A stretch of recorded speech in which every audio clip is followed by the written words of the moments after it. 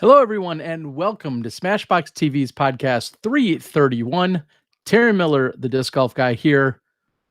Well, alone in studio, inside my own studio at my house, sans Johnny V. So, starting off the new year right, if you ask me, Johnny V is actually on a business trip, few hours away from here, as his daytime job continues to take over. I don't know, small companies gobbling them up as they just bulldoze over everyone all around the country in the title and loan industry. So you're going to get just me, Terry Miller, tonight. Super excited for you guys to be joining me again. I'm going to be here doing it solo, clicking on a totally different system, working things in as best as that I can. And that's going to include our guest tonight, and that's going to be Michael Downs of the PDGA. He's going to be joining me in just literally a few moments here. We were able to get a quick test in before things got going, and it seemed like things worked out. So keep your fingers crossed that we're going to kick off 2021 from a technical side with everything working out all right. I'll do my best to keep my eye on the board. And with the configuration and setup I have here, I apologize if I'm constantly looking up and beyond. That's actually where I see the monitor. So sometimes you're going to see me looking just past the camera here, over here at the monitor to see what's happening. So thank you guys again for joining. Of course, Happy New Year as we are here for podcast 331. It's been a wild ride. It's also crazy to think that 330 of these are already in the can. And whether you've been along for just a couple of them or you've been here for since the beginning, nonetheless, we really appreciate it. So kind of sticking with the new year, the theme, would be talking to Michael Downs and talking to a rep from the PDGA. We've been very blessed. We've had Justin Manichelli, we've had Nate Heinold, both kind of as reps of the PDGA throughout the years. But now we're going to have a fresh new perspective. One of the guys that's out there, he's out quite often, week in and week out at the actual events, grinding away, has been working really hard. So I'm excited to see what's going on and see if we can get a little bit different perspective of from a rep from the PDGA. And hopefully all of you guys are PDGA members. If you're not, you should make sure you sign up to become one. I know that they've extended a little bit of the memberships from last year to help carry into this year, but now's a good time. If you didn't get it for Christmas, get it or give the membership. You should go out and do that now. So it looks like off in the corner, I'm going to see if I can get a click or two away. I see a bunch of people coming in on the board. Awesome to see. Thank you guys very much. And if I click on a button or two, I just might be able to get none other than Michael Downs. Let me see if I can try this. Hey, close. Let's hide that and bring him in. Welcome to the show, Michael Downs. How you doing, buddy? I'm great, Terry. How you doing, bud? Good. Happy New Year. Happy New Year to you. And as crazy as 2020 has been, and everyone's ready to hit the reset button and get things going for this year. You had a few big changes in 2020, right? You're coming off you're still newlywed. I am still a newlywed. Yeah, actually, my wife Whitney and I got married in September, right in the middle of the pandemic.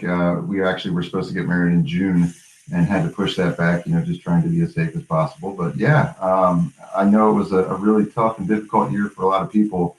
I'm one of the few that feels pretty lucky to have had a great milestone in my life and in my wife's life during 2020. But amidst all of that, we're still deeply concerned about everybody else.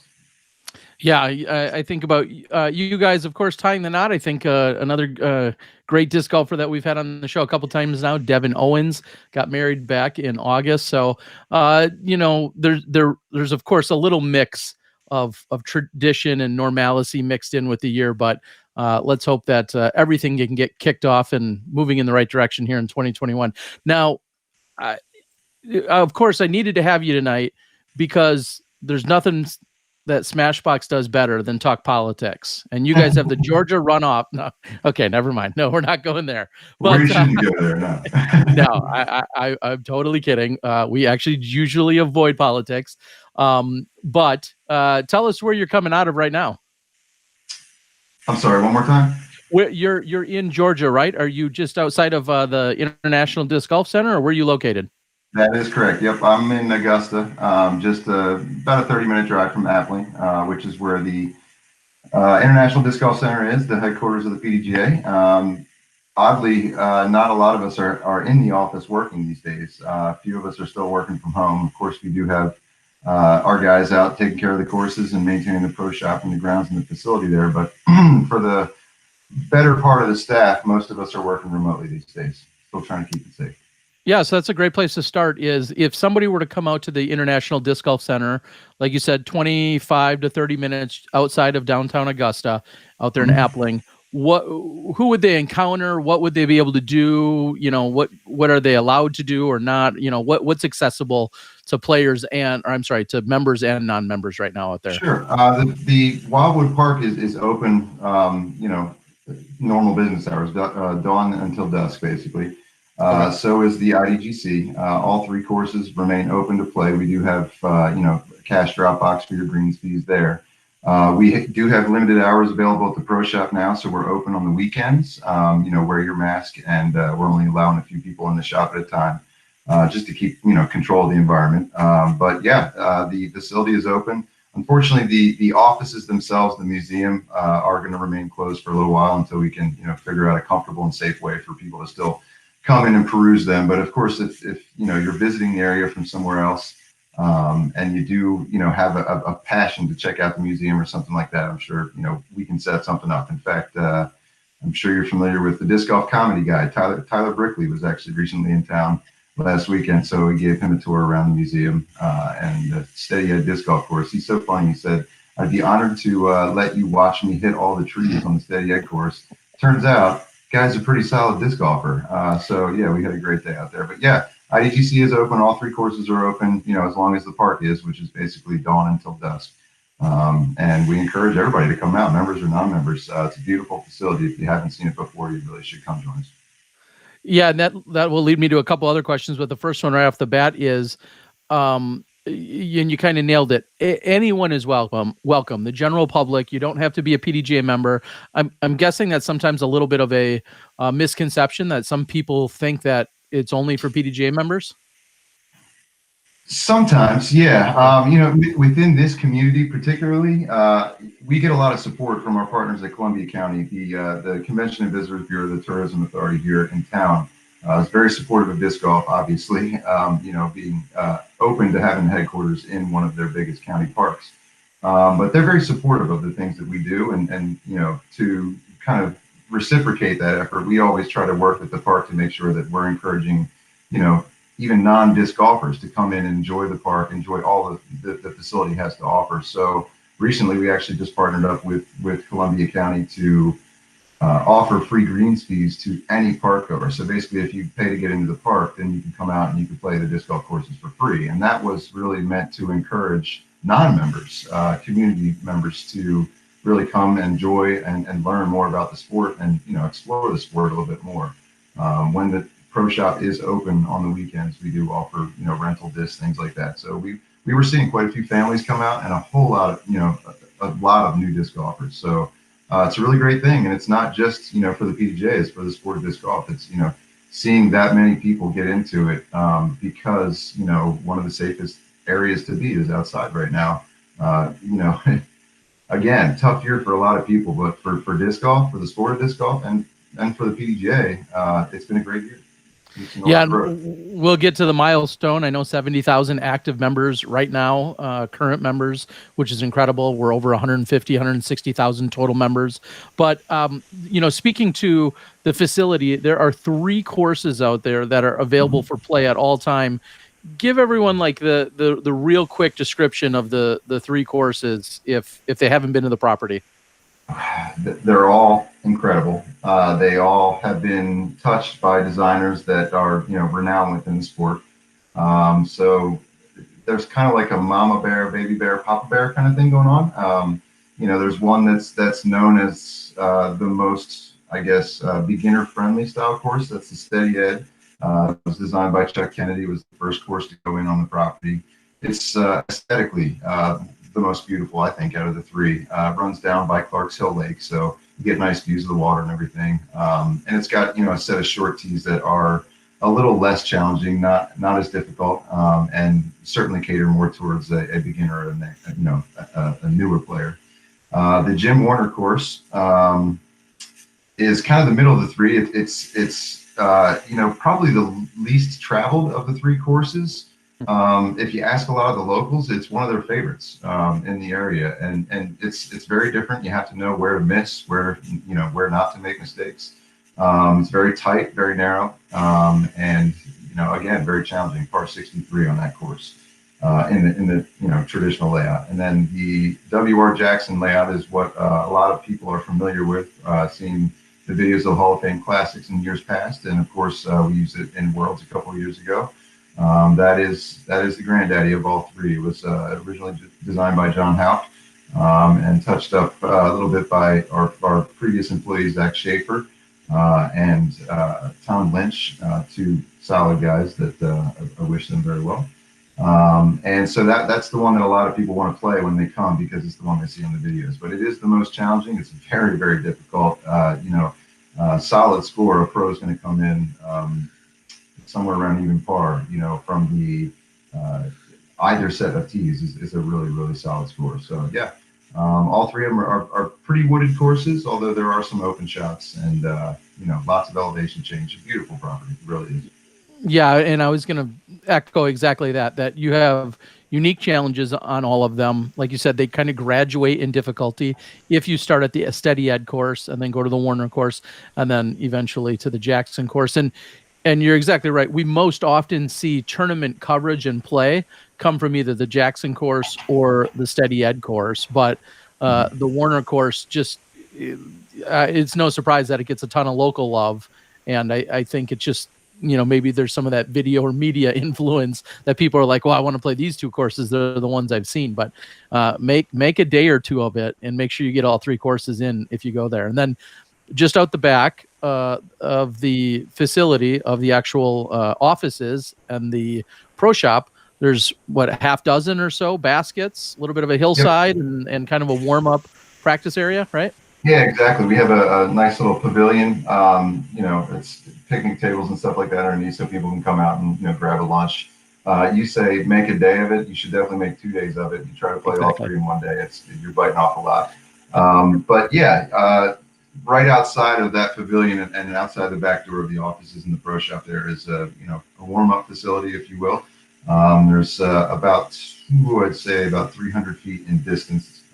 Length that you can throw out. You can throw some warm-up shots, things like that. And there are about 6 or so different targets around that area. And we like to, obviously, be in the headquarters of the PDGA, like to make sure that we're representing all manufacturers, as many as possible out there. So the practice field is littered with baskets of all different various manufacturers within the industry. So it's nice to see, and it's nice to check out all those different types of targets and all those different types of discs and figure out which one works best for you, especially, for those newer players and the beginning players. Yeah. And that really brings up a great point that for someone like myself who grew up and started playing in Wisconsin in the mid to early 90s, the only thing we knew were mock baskets, namely Mach 3s. Those were pretty much what, Steady Ed had a relationship with Duster Don Hoffman here, along with Joe Weinschel and a few of the other godfathers kind of Wisconsin disc golf. And we've just very much been a DGA state, for instance. And of course, now we've diversified a little bit as more baskets, I think, have improved and have come along throughout the years. But for somebody to go there and now see, oh my gosh, I've never played on a veteran basket. I've never played on maybe it's a Mach X or a Chain Star Pro or whatever's out there. Even just getting the chance to see those and play on those can be kind of an experience in itself, because it feels like a lot of times a region kind of latches on, and that's, due to a course pro or a course designer that usually kind of has one frequent manufacturer they work with. So it's kind of a hidden benefit to going and checking it out for sure. Absolutely. And I, very much the same for me, Terry. I mean, I grew up really throwing what I know, right? And so nowadays when there's, like 95 or so, I mean, there's so many different disc manufacturers out there these days, and the molds, I mean, it's just beyond me, right? I often joke, I don't work that often in the pro shop because, as you said, leading in here, I'm out on the road a lot of times. And so someone comes into the pro shop and they say, hey, I'm looking for a disc that flies like this. And I go, okay, let's check the flight chart, because honestly, there's so many out there these days that it's so difficult for me to actually compare and find the right disc for that person. A lot of times I'll just tell them, grab it, feel it, hold it. If it feels right to you, then it probably is. Don't just always throw what you see the folks throwing on the YouTube videos. Feel it out and check it out for yourself. So yeah, it really is a nice benefit, and it's been great for me to really kind of learn more about all the many discs that are coming out these days, and see the different plastic types, get to feel them, hold them, all that kind of stuff. And yeah, it's been really beneficial. It's been an educational tool for sure. Well, and just to kind of put a button on the pro shop and that area, you mentioned, of course, a little bit of a limitation as to how many people can get into the pro shop. The pro shop is kind of small by nature, but is jam packed with a ton of different manufacturers and all the essentials that you need for golf. You guys have some bags in there. You guys have plenty of discs. There's some shirts and apparel and other stuff, and then a lot of the other accessories that you commonly find with disc golf. And I think it's almost even maybe underplayed just how much stuff that you guys I always say you guys because you work there, but how much stuff is out there at the pro shop. So I would certainly encourage anyone. Not only do you have 3 great courses to play, but if you're looking for something, the pro shop probably has it or can get it for you. Yep, that's absolutely right. And actually, these days, we've worked hard to bolster up the supplies in our online store as well. So if you check out the PDGA online store, which PDGA members get a discount to, that's a great place to shop and look for discs as well these days. I mean, I know that it's hard for these manufacturers and retailers to keep the shelves stocked. That's how much demand there actually is right now. So if you can't find it, support some of those online retailers as well. And check out pdga.com right there. All right. Enough with the plugs. You guys don't subsidize. No, I'm totally. As many know, some people accuse me and Johnny of being PDGA fanboys or homers, and we totally are. And I've got no problem admitting that, and I'm very proud of that. That I've been a member for since 94, 95, somewhere in there.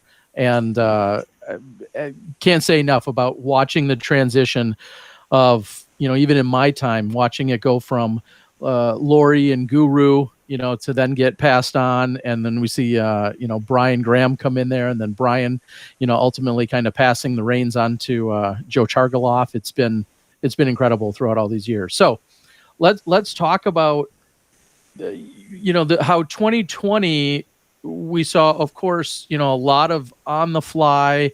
We saw a lot of improvising. We saw flat out cancellations and postponements.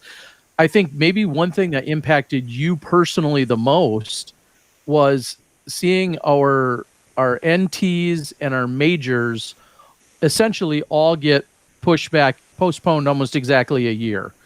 What were some of those conversations like? I mean, I know they're obvious with regard to COVID, but what were some of the, the pros and the cons and the struggles as we were, everybody was just itching to play golf at a certain point? What were you guys kind of struggling back and forth with? Well, number one, safety of our members and safety of all the stakeholders of those big events. I mean, it's not just the participants and the organizers. I mean, we're talking about the community and the hosts within that community that are really, kind of welcoming us in. And the last thing we would want is to leave with a super spreader or something, catastrophic that we just couldn't unwind. And so that was obviously the forefront of our thinking, was everyone's safety. None of them were easy conversations. In fact, early on, before things started getting canceled, it was really just kind of like at what point do we need to consider this?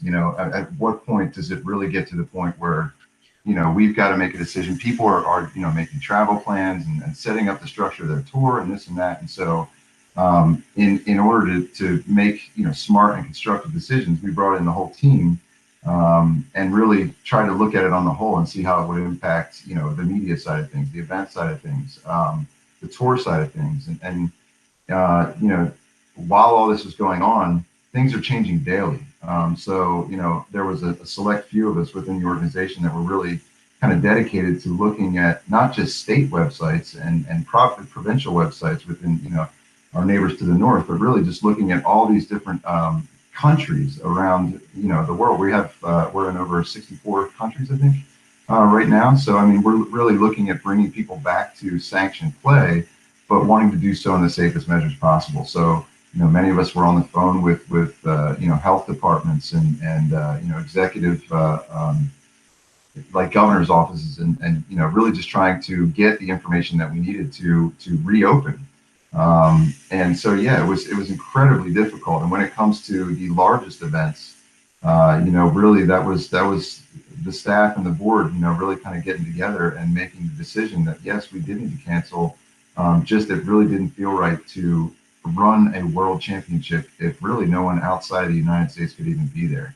And I know looking back now, we learned a lot in 2020, and we learned a lot not just about how disc golf events can take place and how they can happen safely, but we learned a lot more about the coronavirus itself and how we can effectively stop the spread and how we can work together as a community to make sure that we're bringing or putting our safest foot forward, not leaving one of those bad lasting impressions within one of those communities. So yeah, very difficult decisions to make, but very, very proud of our team for working through it the way that we did, and really looking at it on more of a granular level, as opposed to a big broad like let's just cut it all off. That's why when we came back to sanctioning, we kind of did it state by state, country by country, when things were right and when things were approved and allowed to actually happen again. So to take that a step further, huge hats off to Jeff Spring, tour director and CEO of the Disc Golf Pro Tour. The guy, he really does not have an off switch. He's constantly working, and what he was going through, being at events and still while at those events and working very, very well, was looking ahead to the next location and was trying to figure out all the things that the Disc Golf Pro Tour had to put in place, that the players had to do to make sure that they were, that contact tracing was available. It's an incredibly daunting task, and they did a phenomenal job with it last year. So, like I said, it was an educational experience for all of us, and we learned a lot from our partners at the Disc Golf Pro Tour about how to make things happen. And so we're looking forward to partnering again with them this year, and with SmashBoxx too, by the way. Thanks again for that. And yeah, so we're very thrilled and looking forward and hyped up about the 2021 season. Yeah, which will then lead me right to 2021 is really just a it was like I'll say a copy and paste in terms of the events that were granted or awarded their various bids, whether they were for the majors or for the national tours. So anyone that had something going on at that scale in 2020 was then, I guess it was extended or postponed is really the word, to this year. How I'm sure by now everyone understood that, and there was no second guessing that so much. But has everyone been able to kind of make that adjustment? Has there been any? Do we have anyone that still is maybe wavering a little more because of the state that they're in, where they're like, yes, we want to be on the schedule, we know we're locked in, but there's still a chance? Or what's kind of been the sentiment among everyone as we move into this year? That's a good question, and that's what we're doing most now, is communicating with all of our event hosts in preparation for the upcoming year, especially the ones kind of on the front end. We're on the phone regularly with the tournament directors, with the hosts, just trying to make sure that everybody's on board and still wants to move forward. Obviously, we don't want to put anybody at risk. It's not just that. I mean, our staff is traveling. Obviously, the players are traveling. People are coming in. Volunteers are coming in from all over the place, and so. We just want to be able to monitor things and really being transparent and being as forward as we can with information is the best that we can do, and getting that out there as quickly as possible. So you look like you had something else to say. Well, I was going to just kind of ask, I think the number one question people are going to want to know is, how much weight are we going to put on international travel with regard to then still offering Worlds this year? And I think that's people would kill me if I didn't ask that question. That's probably the number one question that people would want to know, because for the first time in your lifetime, my lifetime, we didn't see a World Championships this year. It was obviously a very contested conversation, and so people are wondering, okay, international travel may still not be back to normal. Are we going to forfeit having a World Championships because of that? In all of our conversations thus far, nothing is leading to that decision right now. No. We've spoken recently with Jade Sewell, tournament director for the Pro Worlds in Utah, and their team is fully on board. Same with United States Women's Tournament Director, Jenny Nisley. We spoke with her a couple of days ago. She's fully on board. They're still having regular meetings with their city and county officials just to make sure that everything is still okay. But at this point, we haven't heard anything otherwise.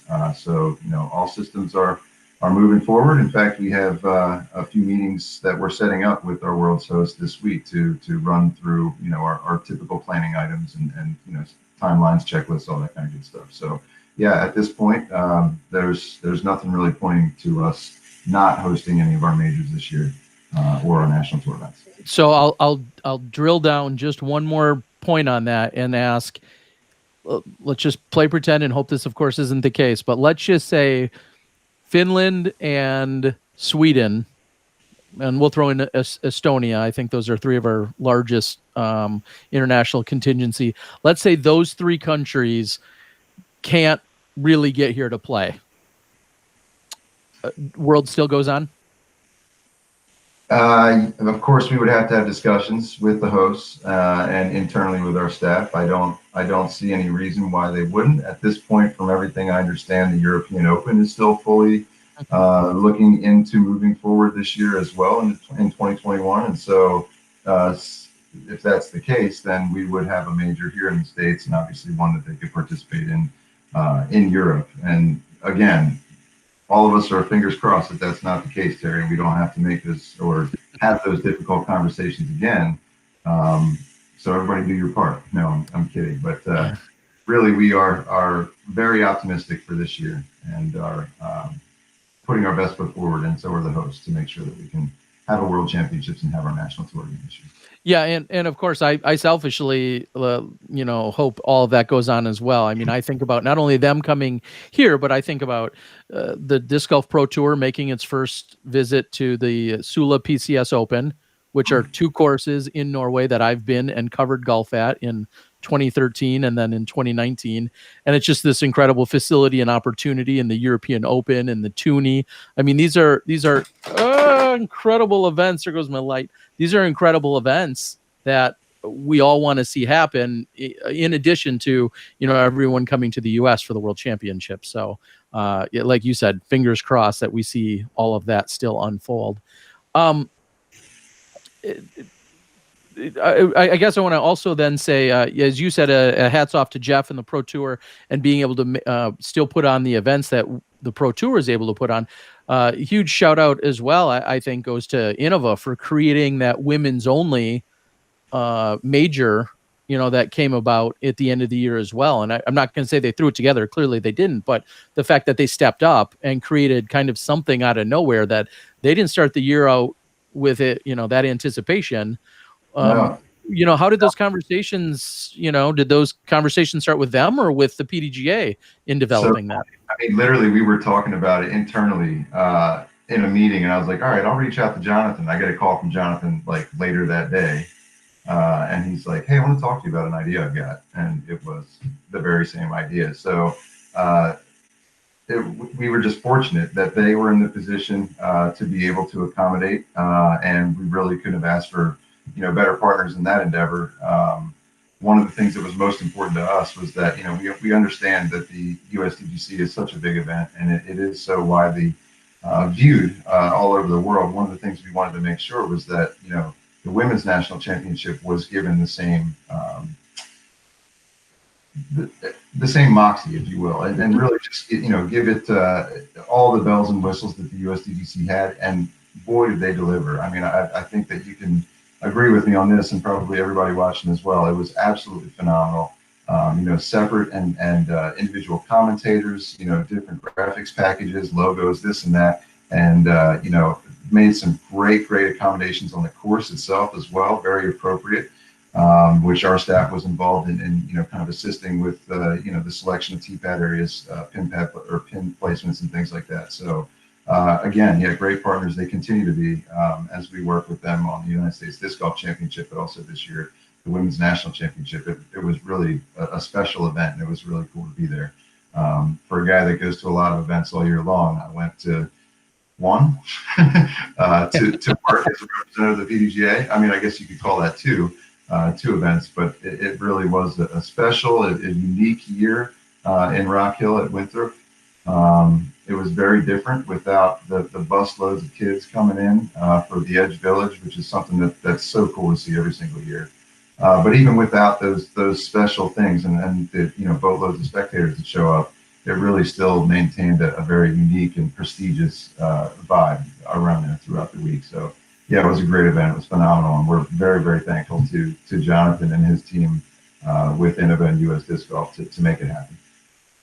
I totally agree again on everything you said with the fact that they were able to treat it the way they did, the fact that not just Disc Golf Network, but of course everyone over at Fulcrum able to put on the show and give it the treatment that it could, so that we could have this special event geared toward the women that they otherwise missed out on because women's nationals couldn't take place over in California earlier in the year. So then I have to follow all of that up with, there's conversations by the likes of one of our greatest players in Steve Brinster and others, of course, and I think there's even a committee based around this idea. Is there talks of another major that people should be getting excited about, or one that either rotates or doesn't, but is on the schedule every year? What insight can you give us? The Majors and NT Committee, or the Majors and Elite Event Committee. Okay. An internal steering committee, so it's actually comprised completely of staff and board members. And the inception of that committee actually went hand in hand with with Pro Worlds taking place in Augusta, and when it split off from the age-based divisions to just MPO, FPO. So that was when the committee was developed, and it's always been a committee that has helped to kind of bring more standardization to these events and to try to raise the bar at these events. We often bring Jeff Spring into that group for conversations to just make sure that NTs and Disc Golf Pro Tour events are aligned, at least standardized to a point, so that there's similarities there. And the committee does have other topics, other items that we're working on right now. I can't really give you a ton of details, but among many projects, there is a discussion happening right now about possibly development of another big event. That's all I'll say for now, but we'll have some more news probably in the near future. I figure you wouldn't give me much there, but I had to ask. So for anyone that may not, even though you're featured in PDGA commercials, and we see you doing a lot of the emceeing at various big time events. For anyone that maybe doesn't otherwise know you from those things, on any given weekend when you're representing the PDGA, you're doing your job. Where would people find you, and what are some of the tasks that you'd be personally doing? That's an interesting question. So I was the events manager for a long time, which was the job that kept me on the road most. At the end of the 2018 season, former media manager Marty Gregoire, and myself really made a plea to the board of directors. We were out of gas. We had worked 5-6 years in that position and spent about 150 days on the road. I know you know what I'm talking about, and it gets very tiring after a while. And so at that point, I actually we brought on some event assistants. So Sean Sinclair is our event manager now, and Todd Lyon is our event coordinator. So those two guys actually are the ones that are doing the bulk of the traveling to most of the events these days. I do still attend an NT here and there, and I do still go to the World Championships. But to answer your question directly, where I'll be on the weekend is probably right here, same place. Sean and Todd are the ones that are doing the most of the travel these days. And as I like to explain it, I guess, to some people in layman's terms, I'm kind of like the play caller in the booth, I guess. And those guys are really the boots on the ground. Sean and Todd have really taken on those positions and turned them in, kind of molded them to their own. They both bring very excellent, broad and unique skill sets to the table. And so it's been great to watch those guys grow into their positions. But yeah, the duty of the events person on the road at these events is to be everything and anything for the host club themselves. So help them with, anything from taking out the trash to running some starter sheets up to the starter table, whatever it is, we're there to help them. We also are there to help, maintain the rules during the competition itself. So we're out there marshaling, walking around the course. So we hardly ever stay still while we're at events, because whether it's, jumping on camera to do a local TV interview, or if it's, working with the tournament director to get the stage set up for the award ceremony, or whatever it is, we're always trying to stay ahead of the game and behind the scenes kind of at the same time. One thing that I've always been proud of, that our events team does not really go there to operate as what a lot of people refer to as the cops or the police. We're not there to be the police. We're not there, the rules guy that's like waiting for you to football and is going to call you. I mean, really what we're trying to do is maintain the integrity of the competition and really encourage players to continue to make the calls themselves. It is a self-officiated sport. And we're not everywhere, unfortunately. It's very expensive to send a marshal to every single hole or have one walk with every single group. So what we try to do is be everywhere at the same time. And when we can't, we just try to make sure that we're over communicating with everybody that we're working with. So just try to be accessible and be present, and be accommodating, be friendly. We understand that we definitely work in a very customer service oriented position. And so, just kind of be a chameleon, be available, be present, and, enforce the rules and be as helpful as possible. Now, within there, you said both booth and on camera. And if I recall, I think there's been a few times you and I've, maybe earlier days of Smashbox, maybe you and I were walking down some fairways, calling some shots at one point. Does that sound right? I'll not forget that, Terry. That was honestly a really, really fun time. It was the first time, I think maybe the only time I think that I've ever done like kind of play-by-play or shot-by-shot commentary. Thanks for bringing me in to do that. It was really fun. That was at the Next Gen finals. I think that may have been the first or the second year, back when they were still Next Gen and not the National Amateur Disc Golf Tour, another great partner of ours. But that was a beautiful Fountain Hills course, and I think it was 2017, if I'm not mistaken, somewhere in there. I'm not gonna lie, the years are blending together. It would have been probably this. I was at the first ever Next Gen finale, and that was held in Colorado. And then for the next 2 or 3 years, it was held in Fountain Hills. So it would have been, like you said, one of those years. I thought I remembered you and I walking down a fairway, calling some shots, and that seems like that could be a good fit for you. Not that you don't have tons of other things going on, but how would you feel about being in the booth? I mean, the players, the rules and the courses. Would that be a role you'd like? I wouldn't rule it out. No. Okay. Good to know. All right. So you real quick, you just said something about the Next Gen, which is now the National Amateur Tour. What have you made of? I don't want to just say the growth, that's pretty generic, but in terms of, we've seen the Disc Golf Pro Tour, of course, come into its own and really do what it's been doing. We see the Next Gen, now the, Amateur Tour come along. What could be next? In other examples, I guess I would say, to lead you there, I think of, the stadium stuff we're seeing with DJ Heck Yeah taking place. And then, of course, Dynamic Disc has been in a number of stadiums. Do you see more of those kind of offshoot either tours or organizations or affiliations? Where do you see us going? Anything's possible, right? And the more, the more people that learn about the sport, the more those opportunities present themselves.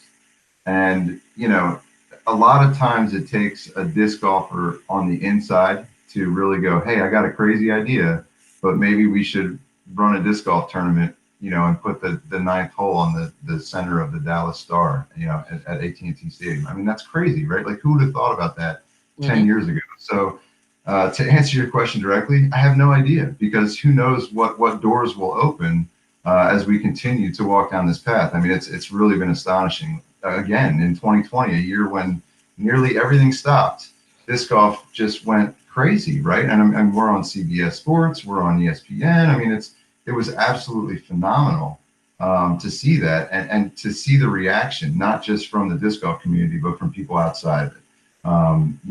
Someone was telling me the other day, I think it was it Shannon Sharp or Sterling Sharp, or somebody was tweeting about, I'm going to go get some discs. Who can tell me what disc? I mean, like athletes, when we saw Bubba Watson become a PDGA member, I think it was 2012. I mean, everybody was like, oh my gosh, that's huge for the sport. They're right. It was huge for the sport. People like Brody coming in with such a huge following, that's huge for the sport. But yeah, I mean, the bigger the noise, the more the opportunity. So to answer your question, I don't know on that big and broad and visible side of things, but where I really would like to see things go is more towards the grassroots, and watch things grow through school programs. I think that's really something that obviously we're looking into exploring with the hiring of Des Redding as our youth and education manager. She's working on integrating curriculums and bringing more opportunity to school programs and children and youth. And if we can latch on at that level, then who knows where we'll go, at the top level, and how big the stadium will be that we'll find ourselves in next time. So, the future is bright, and where we'll end up, I have all the hope and all the confidence in the world, knowing the people that are really steering the ship here. Well, someone had asked it earlier, so I feel like it ties into this. A couple years ago, I think it's almost been a couple years ago now, we've seen Mary Sicard come to the PDGA, and she has extensive background in other sports, tennis being, I think, the main one, or maybe her most recent. And I know you're not doing her job on the daily, but what should PDGA members be maybe either excited about or expecting or hopeful of when we're seeing someone like Mary come into our industry, into the disc golf ecosystem, and is that national or corporate sponsorship? Are those smaller maybe regional sponsorships? What are some of those things that I guess people can either anticipate or should be excited about? Well, I mean, there's a lot to be excited about, and to be perfectly frank, I mean, there is a difference between a marketing arm and a sponsorship arm. They are kind of two different things. So one thing that Mary has been really focused on is kind of brand standards within our industry, professionalizing our image and our brand, basically, and our presentation of such. And so I think a lot of people will notice the articles that are coming out on the website these days. Not to take anything away from previous writers for the magazine or for the article or anything, or for the website, but just the types, the content, the frequency at which this content is coming out, the professionalism behind everything. That's really kind of been stepped up, and that's primarily because of Mary and her experience within the industry. And so a lot of that shows itself on social media, and the packages that we're putting together, the way things are kind of presented graphically these days. A lot of that has Mary's hands behind it. But to answer your question about sponsorships, I mean, that's another one of those continually opening doors. Again, the more people that know about it, the more conversations we're having these days. A great example is Bushnell last year. And so Bushnell came into the game, and we did have conversations with them very, very early on. And we're just so thrilled to see that they made as big a splash as they did within the disc golf world. And those conversations that happened, about a year or so ago, they don't go away. They aren't forgotten. We actually will continue to, communicate and contact folks like our partners or our friends over at Bushnell, with the hope that we can bring more big sponsors into the game. The thing is, and I hate to say this, I mean, I try to be as delicate as possible, but for someone with deep pockets, I'll give you an example. There was a conversation we had semi-recently with representatives at Bank of America. And when we put our analytics in front of them, it's not what they see or what they expect in terms of a return on their investment. And so when a big corporation like that is considering investing in a sport or an up and coming sport like disc golf, our numbers are significantly improving, and they have continued to over the last 2 or 3 years. But we got a little ways to go before we really kind of bend the ear from someone like that. That said, we really have seen other manufacturers from different industries coming in and working their way into the sport of disc golf because they see the value and they see the traction that we have. And so, yeah, we'll continue to investigate and explore these opportunities, and hopefully we'll end up with some more great partners out of these. Yeah, and I to drive that point home, Grip 6, who doesn't pay me anything, gave me a belt a few years ago. So this is all just kudos to them by mentioning, like, I think they're a great example of exactly what you mean. They came in, they got their foothold in, and now Grip 6, and you wouldn't, a disc golfer, when they think of a belt right now, they think of, oh, which Grip 6 belt should I get? And the way that they've now fully immersed themselves within disc golf, and of course they have plenty of other non-disc golf customers. They're not from disc golf originally, but now they are synonymous with being part and supporting our tours, our events, our players on so many different levels, and I think that's awesome. Yeah, exactly. And so I guess. So they're, I think, one of those prime cases that you talk about, and we'd love to get more of those. And I think those are a little bit more obtainable. But when you say, we might not have quite the numbers yet for a Bank of America, is that viewership? Is that our player age base and demographic? Is that our average income? Is what do you feel like some of those key components we were missing, or we haven't arrived at yet? Viewership primarily. I mean, that's really where they want to make their mark, right? They want to be seen. They want to be busy. So technically that's really where it comes from. I mean, they're not necessarily looking at the PDGA membership base or, the total number of disc golfers worldwide. They're looking at the people that are watching that stuff. And so that's where they really would like to see increases. But yeah, keep doing what you're doing. And we're well on our way, buddy. Well, whether it's live or post, and then I'll say the tangents to those in an Instagram and the podcast and all those other things by all the companies, clearly all of those collectively are creating such a bigger vessel for all of us to be floating along in. So hopefully, I watched something on the Titanic this weekend, but yeah, hopefully our big ship, crashes into, that Coca-Cola iceberg or that Bank of America iceberg someday. And we're like, hey, let's collide and make something good happen. Instead of absolutely. Okay, maybe a bad analogy.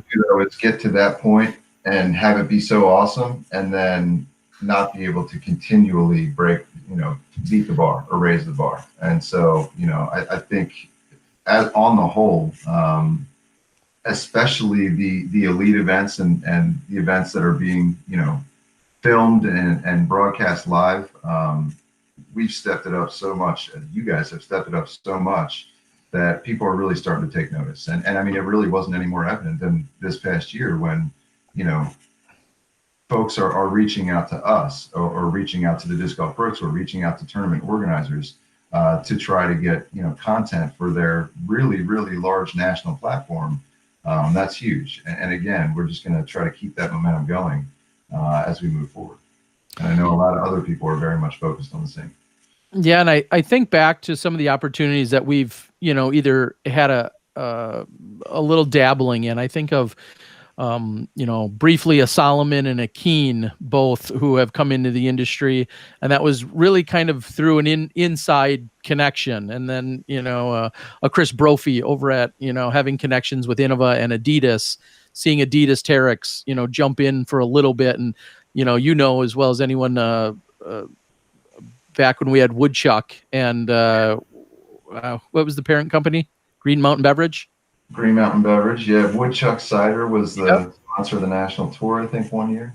Yeah, and so and I'd love to see some of those, whatever we can do to not only get them and attract them, but then retain them. And I know someone that, has jumped in, again, that's on the fringe from what we maybe think, but then to have somebody like a RecTech Grills, who I know is, down in that area, that excites me because they're a legit, bona fide company that maybe has nothing to do with disc golf, but they're seeing some of that value, and hopefully we can just continue to impress them and strengthen that relationship, year in and year out.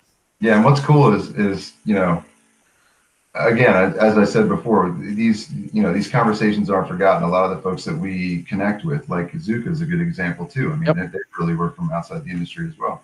But the guys over at RecTech, they're hilarious. They're all disc golfing now, like all of them. They got into and worked the Hall of Fame Classic with us a couple of years. They've dabbled in a couple of other events, and really, they have 6 targets now at their facility. A bunch of their employees go out and make up holes and play all the time. I mean, they ran a league this year. They're all disc golfers now. So, they got into it because they were attracted to the growth. I imagine it's very similar to RecTech. I'm speaking of specifically, but it's similar to the growth that they were showing and that they were seeing. And then once they got involved, they realized, wow, this is pretty fun. This is pretty cool. And now they all play disc golf. So. It's not just good for the sport in terms of support and sponsorship, but also to bring in and introduce more players to the game. Now, my little pro tip would be, if we're trying to get them and keep them and retain them as gracious sponsors, having a super pro like yourself show up to their property and then clean out $1,000 ace pool. I mean, I don't know how many friends you're making that way. Give us the story. About a week ago now, a little over a week ago or so, what arrived that I watched some spectacular shot of yours on the Facebooks. Yeah, it was that was actually the league that I mentioned a minute ago. The finale of the league was for a bunch of merchandise. That was the league obviously was supported and run by RecTech, but was supported by Dynamic Disc also. So a lot of the newer players that actually started employees at RecTech were rewarded. So the top 40, I guess, or 30, I think, got into the finale and competed. Everybody in that top 30 ended up going home with some goodies, which is awesome. The top 5 got grills from RecTech. They all have some pretty incredible grills, so that's awesome. And then after the awards was over, Chef Greg Mueller, the guy that helps run the league out there, said, all right, go big or go home. We got one more thing for you. You're going to throw one shot from the sidewalk up here down into a loading dock. They had a little fabric basket in there, tucked back in a loading dock. It was about 300 feet. And if you make it, it's $1,000. And all of us are going, yeah, right. And I made it. Yeah, it was awesome. I mean, it was a little bit of a congested or a tight, gap right off the tee. And then, like you said, you're throwing down to a loading dock. I didn't even realize where it was going at first. And then a basket set up in there and you canned it. And wow, how much pork do you get to grill with that? Enough that we were well fed over the holidays. I'll put it that way. That is awesome. Of course, nice shot. So, is there anything that maybe isn't obvious that we should be thinking about here in 2021? I mean, new protocols and safety measures, of course. We talk a lot on the show, or I've very much talked up seeing the digital scoring has, of course, kind of been almost forced to take off this year, and it really has done phenomenal, and I really enjoy that. The PDGA's digital scoring, so you don't have to be using UDisc, which isn't as accessible to everybody for regular events. But any other protocols or thoughts or measures that we should be thinking ahead to here in 2021? Thoughts and protocols. Just continuing to follow your local guidance. I mean, that is honestly the number one thing that we can impart on our members and spectators, anybody coming to these, especially larger events, but really any event. Make sure that the organizers are following local guidance. Make sure the players are doing the same thing, including, quarantine measures, travel, situations, you know, social distancing, gathering size limits, all of this kind of stuff. Just make sure you're following it, because really we need to do our part as a community to stop the spread. And we're going to continue to grow because we've really been shown how to do this the right way. And like you said, all these technological advances that have come out of our technology team, which, by the way, absolutely astonishing. And I'm sorry to put in another shameless plug, but really those guys, Steve Gans, we're going to miss him. He's no longer a full-time employee with us anymore, but he's not going to go too far. We'll never let him go too far. But he handed the reins over to Pete Christ, who, came to us with disc golf scene, and Pete has a vast knowledge of, really the sport, the industry itself, and all the tools that are required to make the jobs easier of tournament directors and even players, like you said, with the digital scorecard and things like that. So we're very, very lucky to be working with a team that understands the business, understands the trade, understands the tools that we need to succeed, and is very, very good and excels at putting all of that together and in our hands and making it accessible. So very, very happy about that. Very proud of our team for doing that. And again, I just want to, thank the many, many, many tournament directors. I mean, looking back in 2020, there were still over almost 3,500 events. And when you think about it, we had, about 2 months or so off completely without sanctioning at all. And especially in March and April, which were two pretty big months for the sport of disc golf. 3,500 events is pretty phenomenal, and we owe a huge debt of gratitude to our tournament directors, our players, all of the stakeholders in these events for keeping it safe, for maintaining their distance, and for following their local ordinances, because that's really, really what we need to all be doing right now. And that's what we're going to continue to do, and hopefully lead by example by running some of these big events. Yeah, and of course I think to specifically a few months ago, I was running a C tier that for its 15th year, and it's right on the Illinois-Wisconsin border. And a lot of those thoughts go through my mind, because sometimes we see people from Indiana, Illinois, Michigan even sometimes come over, and just adhering to all of your state and local guidelines, and that's going to get impacted by where your course is, and is it very much a local event, or is it a regional event? Those are all types of things, for everybody to consider, and of course try and keep everyone safe. I can't imagine personally being a tournament director and not doing everything I can to keep people as safe as possible. Stuff can still happen. We all know that. There's always an element of risk to some degree, but do everything you can, and not just with the players, but with the staff, the crew, and everyone you interact with. Sure. All right. So I'm going to do something I don't typically do, and I'm going to actually just pull almost straight from the chat board for some questions here. You've got, of course, a huge fan base. I see a little bit more Arizona representation than normal out here tonight, which is great. Chris Cobb, who I know just had a birthday. Hey, happy birthday, buddy. Another shout out to Chris. Hopefully I'll be seeing him in a couple days here as I travel out to Arizona. Now, and I think I saw Barley on here. Did I see him here? All sorts of people. EMAC has been out on the board. He checks in from time to time. But some of the questions that are coming in off of here include Galactic Conqueror kind of stated it and then re-asked it as a question, but said the PDGA needs to help address the overcrowding of courses in SoCal due to the sudden growth of our grassroots sports and the disc manufacturers. And I've got my thought on that, but is that something the PDGA can really control or adhere to, other than posting a few guidelines? Unfortunately not. That's not much we can do other than, like you said, post a few guidelines. Encourage your local authorities to consider putting in another disc golf course or 2 or 3. That's really, the best way to, get rid of all the traffic at the courses, to spread them out amongst a bunch of courses, right? So, I mean, really, that's a great way to do it. And if you want more disc golf in your community, make your voice heard. There's tools, there's resources on the PDGA website to how to basically pitch a disc golf course to one of those city or community authorities. So I guess that would be my advice in that instance. Yeah, and now is as good a time as any. I've given plenty of those pitches. I know you have as well, Mike, in terms of going to the city and saying, hey, look at all these people at the parks. We want people outside social distancing and being safe and enjoying nature.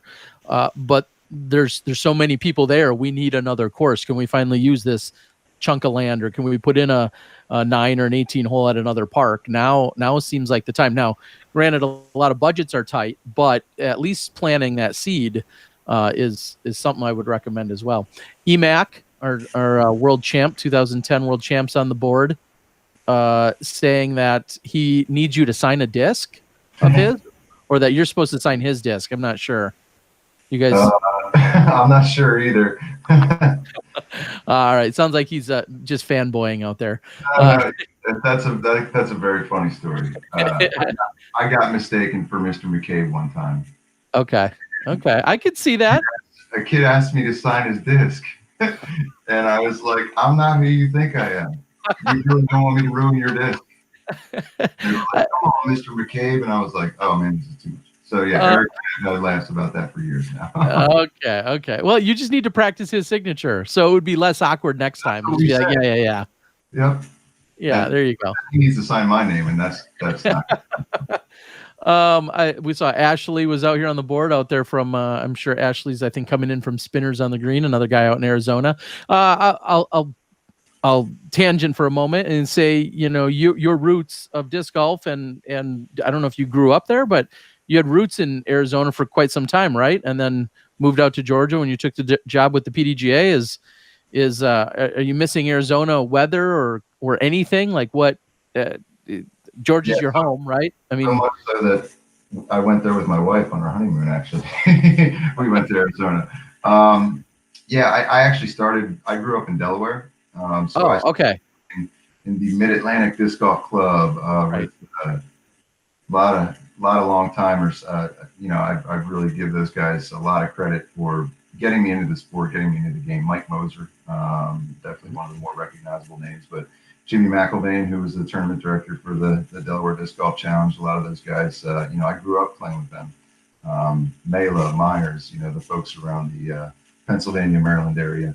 I moved out to Arizona in about 2002. 2002, I moved there to Flagstaff to go to college. So I went to school up in Flagstaff. I stayed there for a while. I was a tour guide at the Grand Canyon for a little while after going to school, and I got a recreation degree. So I really have tried to learn how to stay outside for the rest of my life. And it's worked out pretty well so far. But yeah, so I was in Arizona for about 10 or 11 years. Most of that time up in Flagstaff, and then down just outside of Sedona for the last couple of years before I moved to Georgia. Certainly a beautiful area. Flagstaff 2003 Pro Worlds, one of my favorite weeks, maybe in my disc golf career. One of my pictures I have on my wall here in my office is throwing off of hole 18, the big downhill out there at the Snow Bowl, and just incredible area and whatnot. And I apologize. I knew you were from Delaware. I don't know why I forgot that. But new PDGA commercial. Are we gonna see you starring or whether it's voiceover or everybody's tired of seeing my face. I'm not. Some fresh blood in there. But yeah, in the next and new PDGA commercial, we'll probably see some different faces besides mine. All right. Nick is out on the board. Well, this is kind of generic, but what's the average cost to set up a course? 18 hole, blue level, we'll say average course. What's a quick price tag you throw out on that on average? I mean, it depends on how big you're going, but really, I mean, you could go anywhere from what, $6-7 grand up to maybe 15. Mm-hmm.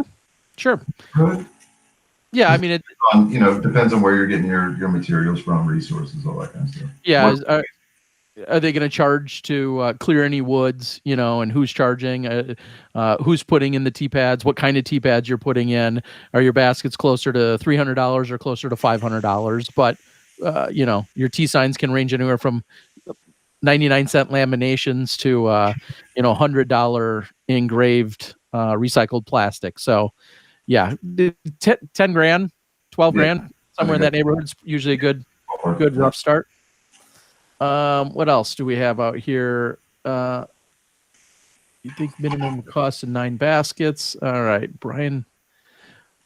And then more Eric McCabe conversation back and forth. Yeah, it sounds like he's officially started your fan club, which I can't say I blame him.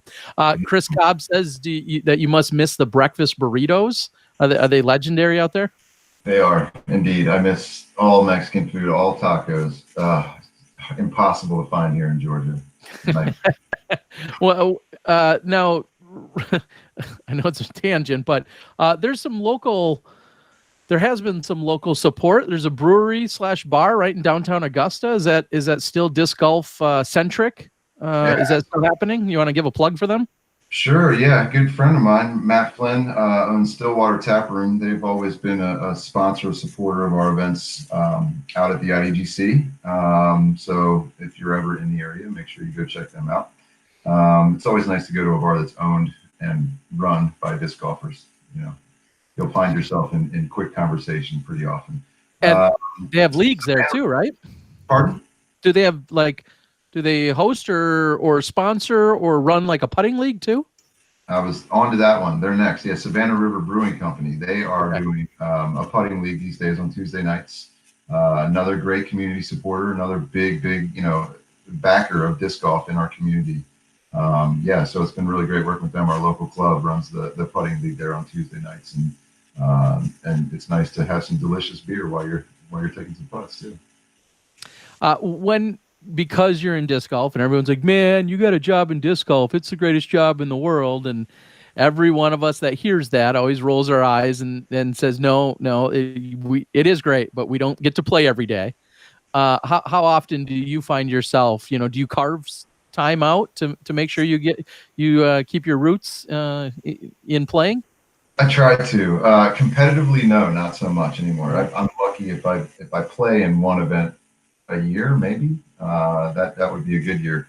But so interesting thing about working from home that no one really considered in the beginning of all this was that 25 to 30 minute drive from Augusta to Appling was where in the morning I'm drinking my coffee, I'm getting ready for the day, you're running through, prioritizing the things you got to do. When you're going from your bedroom to the next room over, you don't have that time to make that transition, right? So it took a while, but I realized that going out in the morning, like I'll wake up at super early and get out on the course, and this is nowadays it's 3 or 4 days a week. And I'll just bring one disc out there and I'll run through it, and it's usually like 9 or 12 holes. I won't get it all the way through, but I am out there throwing the disc, and it's really definitely more for exercise and kind of clarity to start my day.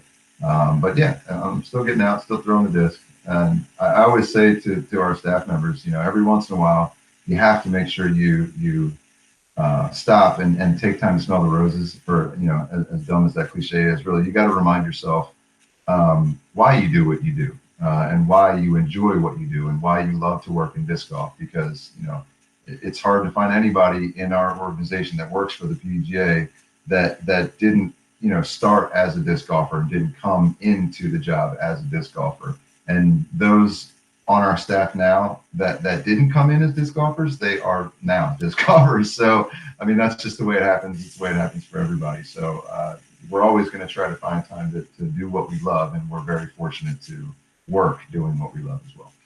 So assuming you're not going out to the IDGC to get around in, and instead you're playing in the Augusta metro area, in town, we'll call it.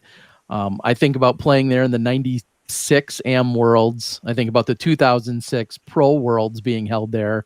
And some of the courses, I don't know them all anymore, but if you could go out and play any course and you could do it leisurely, you're not getting a speed round in for exercise.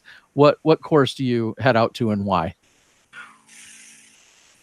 That's a loaded question. Well, so in the Augusta area, I mean, we straddle the Savannah River, and then just across the Savannah River is South Carolina. So we call it the CSRA, the Central Savannah River area, is basically what is North Augusta in South Mhm. Carolina and Augusta, Georgia. So there are, if you take out the IDGC, that's 3 courses there. I think there's 14 other courses that are, within a 20-minute or so drive, 25-minute or so drive.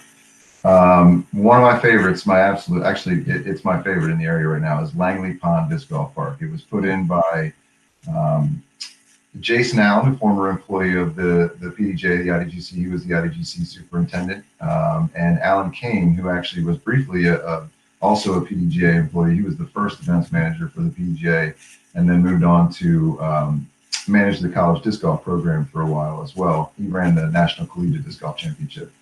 The two of them designed and built this course that is just amazing. It's phenomenal. It sits right on a big, actually just revamped uh, pond that they use for like, fishing tournaments, things like that, but also like dragon boat races. It's a very, very large pond.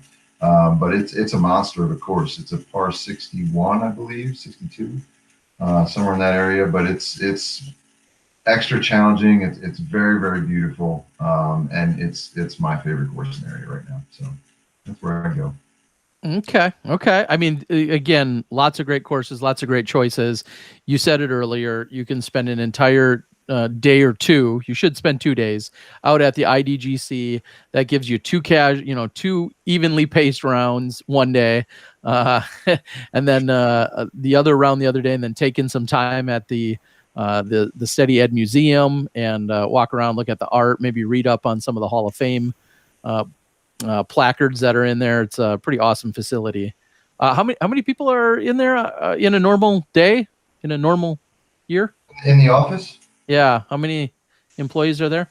we have 16 employees total. Several of them, most of our tech team works remotely. So in the building, 1, 2, 3, 4, 5, 8 of us, 8 or 9 of us. Okay. Yeah, Okay. would be in the building. But right now, it's really just the Sweeten slash Shoke family, Big Dog, very familiar face with a lot of these folks that are on the program tonight, I imagine. But yeah, Big Dog and his wife are working there. They live very close, so it's a little easier for them to commute. And then, of course, our two our IDGC manager and assistant are out there taking care of the courses still every day. So Awesome. nowadays, there's 5 We of them out there, but typically there's more like 8 or 10. we also see another ex PDGA employee now doing the throw pink action. Sarah Nicholson is out on the board. So Nice. hello, Sarah. I know we've been seeing all the throw pink sponsorships getting announced. In fact, I met one of the young. I think she's 12, 9. No, she's 12 in Indiana this weekend. One of the newest sponsored women for Throw Pink, and also Todd Lyon, of course, keeping everyone in check out on the board tonight, as you would expect. So good to see. All right, Mike, anything you want to share before we let you go? I appreciate you being here so late. I know it's 11:15 Eastern time, but anything you want to share with members, non-members, Smashies, anyone out there? Just want to say thanks again, really. 2020 was one heck of a year. And with all the highs and lows that we all experienced, I'm just feeling very lucky to be working and surrounded by disc golfers. This community is unlike any other. And everybody really took responsibility for what was happening or what is happening throughout the pandemic. And like I said before, I mean, we really can't thank enough our tournament directors and the folks that really, took those risks and did all of their due diligence to make sure that we could enjoy competitive disc golf. And of course to the players as well for keeping those tournament directors in check, making sure they were doing what they were supposed to be doing, but also at the same time being safe themselves and spreading the word about the sport when so many people were looking for something to do outside. I mean, I know that our friends over at RecTech, they were running out of grills. There's people running out of kayaks to sell, and we're very lucky to have been impacted the way that we were, and to know that our community was doing things responsibly and respectfully and safely. it's just so commendable, and I'm so thankful for that. So just really want to say thank you to them, and thanks for having me on, Terry. Really looking forward to working with you more this year as well. So congrats on the deal with the Disc Golf Network. We're gonna have a great year. Yeah, we're very much looking forward to it. I know you and so many others from the PDGA that you don't have to be on site, but when you guys are on site, I know you are some of the hardest working individuals. Usually you're one of the first ones to the course and one of the last ones to leave, and doing all of the other work that doesn't always look appealing. And what you guys have put forth, I just can't say it enough. I really appreciate and love it, and it's wildly underappreciated and under noticed. And so thank you for everything you guys continue to do. And obviously, as a proud PDGA member myself, I'm very happy with how everything's moving, and the fact that we have so many members and new members and people finding the sport, and then we've got such great resources and tools and the people in place to keep our entire organization growing and thriving up to 16 employees has been incredible to watch. So, and like I said, I know you're working as hard as anybody else out there, if not harder, and we appreciate it, buddy. And it's good to hear from you and not, Nate or Justin. Sick of those guys on our show. No, we really appreciate all those guys on the board are doing too, because they are volunteers. Yeah. And never have I worked under a more engaged and constructive and positive and effective board of directors. So a huge shout out to them as well. So it's great. Thanks for having me on, buddy, and really appreciate the time. It was nice to talk to you. It's always a pleasure talking to you. I look forward to the next time we're face to face, which hopefully will be sooner than later. Be safe. Enjoy your the rest of the off season, as I use in quotes, and we'll probably be seeing you in a matter of weeks. That sounds great. Thanks, Terry. All right, have a good night. See ya. Bye. Good night. All right, folks, let me see if I can click on that, which, wow, surprisingly is the right button. Wow, incredible. Awesome to talk to Mike. And of course, I know I keep making the jokes about us always talking to Nate or Justin. We love having them. But one thing I'd love to see us do a little bit more here, and Johnny and I have been saying it for years now, is we'd love to have more of our official PDGA employees and representatives step in and just check in from time to time. We don't have an agenda or an initiative or anything like that we're worried about. Just that we hear from the people that are doing this work day in and day out at the International Center, or sometimes from home right now.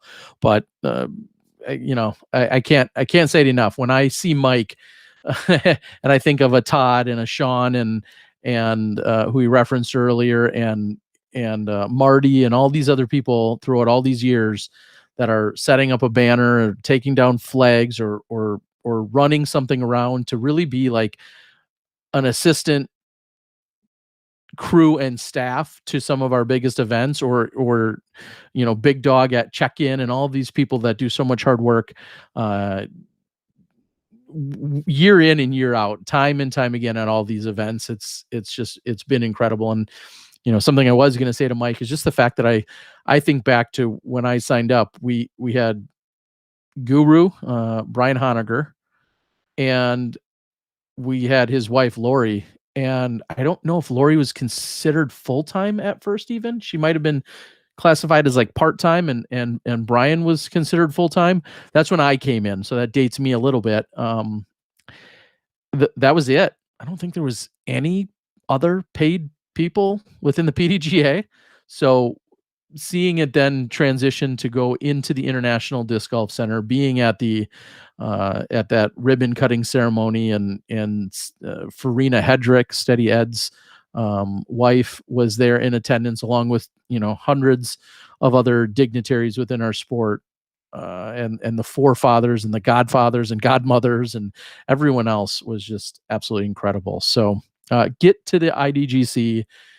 Wildwood Park, Appling, Georgia, just outside of Augusta. Maybe you're a ball golfer as well, and you want to make a trip of it and go down there and find some great golf to play, or you go to Wildwood and They hold fishing tournaments. I know inside that. I know that's taken place on the same weekends. I think there's been archery tournaments that have taken place the same weekend. We've seen big tournaments down there. It's a massive, massive facility, and it's great that disc golf has carved out its own spot within Wildwood Park, and the place, of course, where you've seen the World Championships and the PDGA Championships.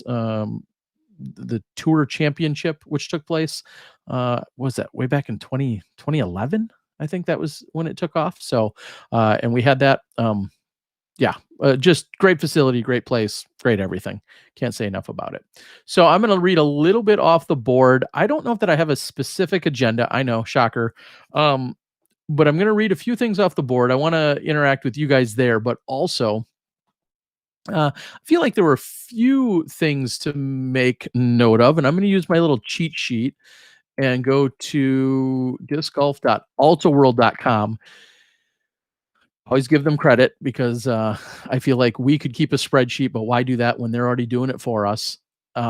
They keep a little bit of a sponsorship tracker going on, and I want to see if I click on that and if I can remember where we left off last week versus where we are this week. And while I do that,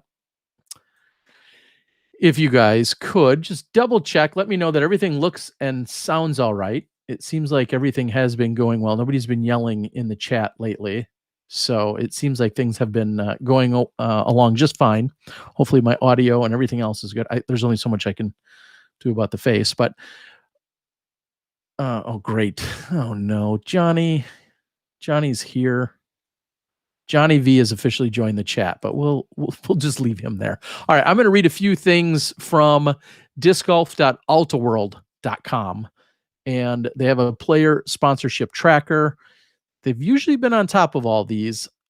I don't know if I can think of others that haven't. I don't remember where we last left off. Come on, you guys need to date this so I know if I referenced them already or not. Last week, I know we talked about Drew Gibson, Isaac Robinson. I'm not sure if we mentioned or not, but is with MVP, has moved from MVP to Prodigy. Yes, okay. Through 2022, Ezra Robinson was with Prodigy before and is still with Prodigy also through 2022. I wonder if those guys know each other. I'm just kidding. Heather Young, as listed, it says extension/promotion with Prodigy, a 1-year early extension through 2022. Wow. So it looks like a lot of 2022 expirations will happen with our Prodigy players. Sandy Hendel out of Canada is now with Prodigy. I thought she had a sponsor before that. I apologize. I know her brother Martin was with Innova. I'm going to start second guessing myself. But Sandy is with Prodigy. Maybe she just threw a lot of Innova, which would have made sense. Kale LaVisca, an extension with Prodigy. Kale, one of the OGs over there on Team Prodigy, dating all the way back, to 2013? Almost exactly to the day is when we saw that. The Prodigy come into existence and make their big announcements on New Year's Eve/day. So Kale, a 3-year extension through 2023, and he's currently out snowboarding somewhere. I think with a teammate Kevin Jones, and also I know I saw him with his wife. Anyway, he's out snowboarding, enjoying it. Seppu, probably not a big surprise here, has an extension with Prodigy.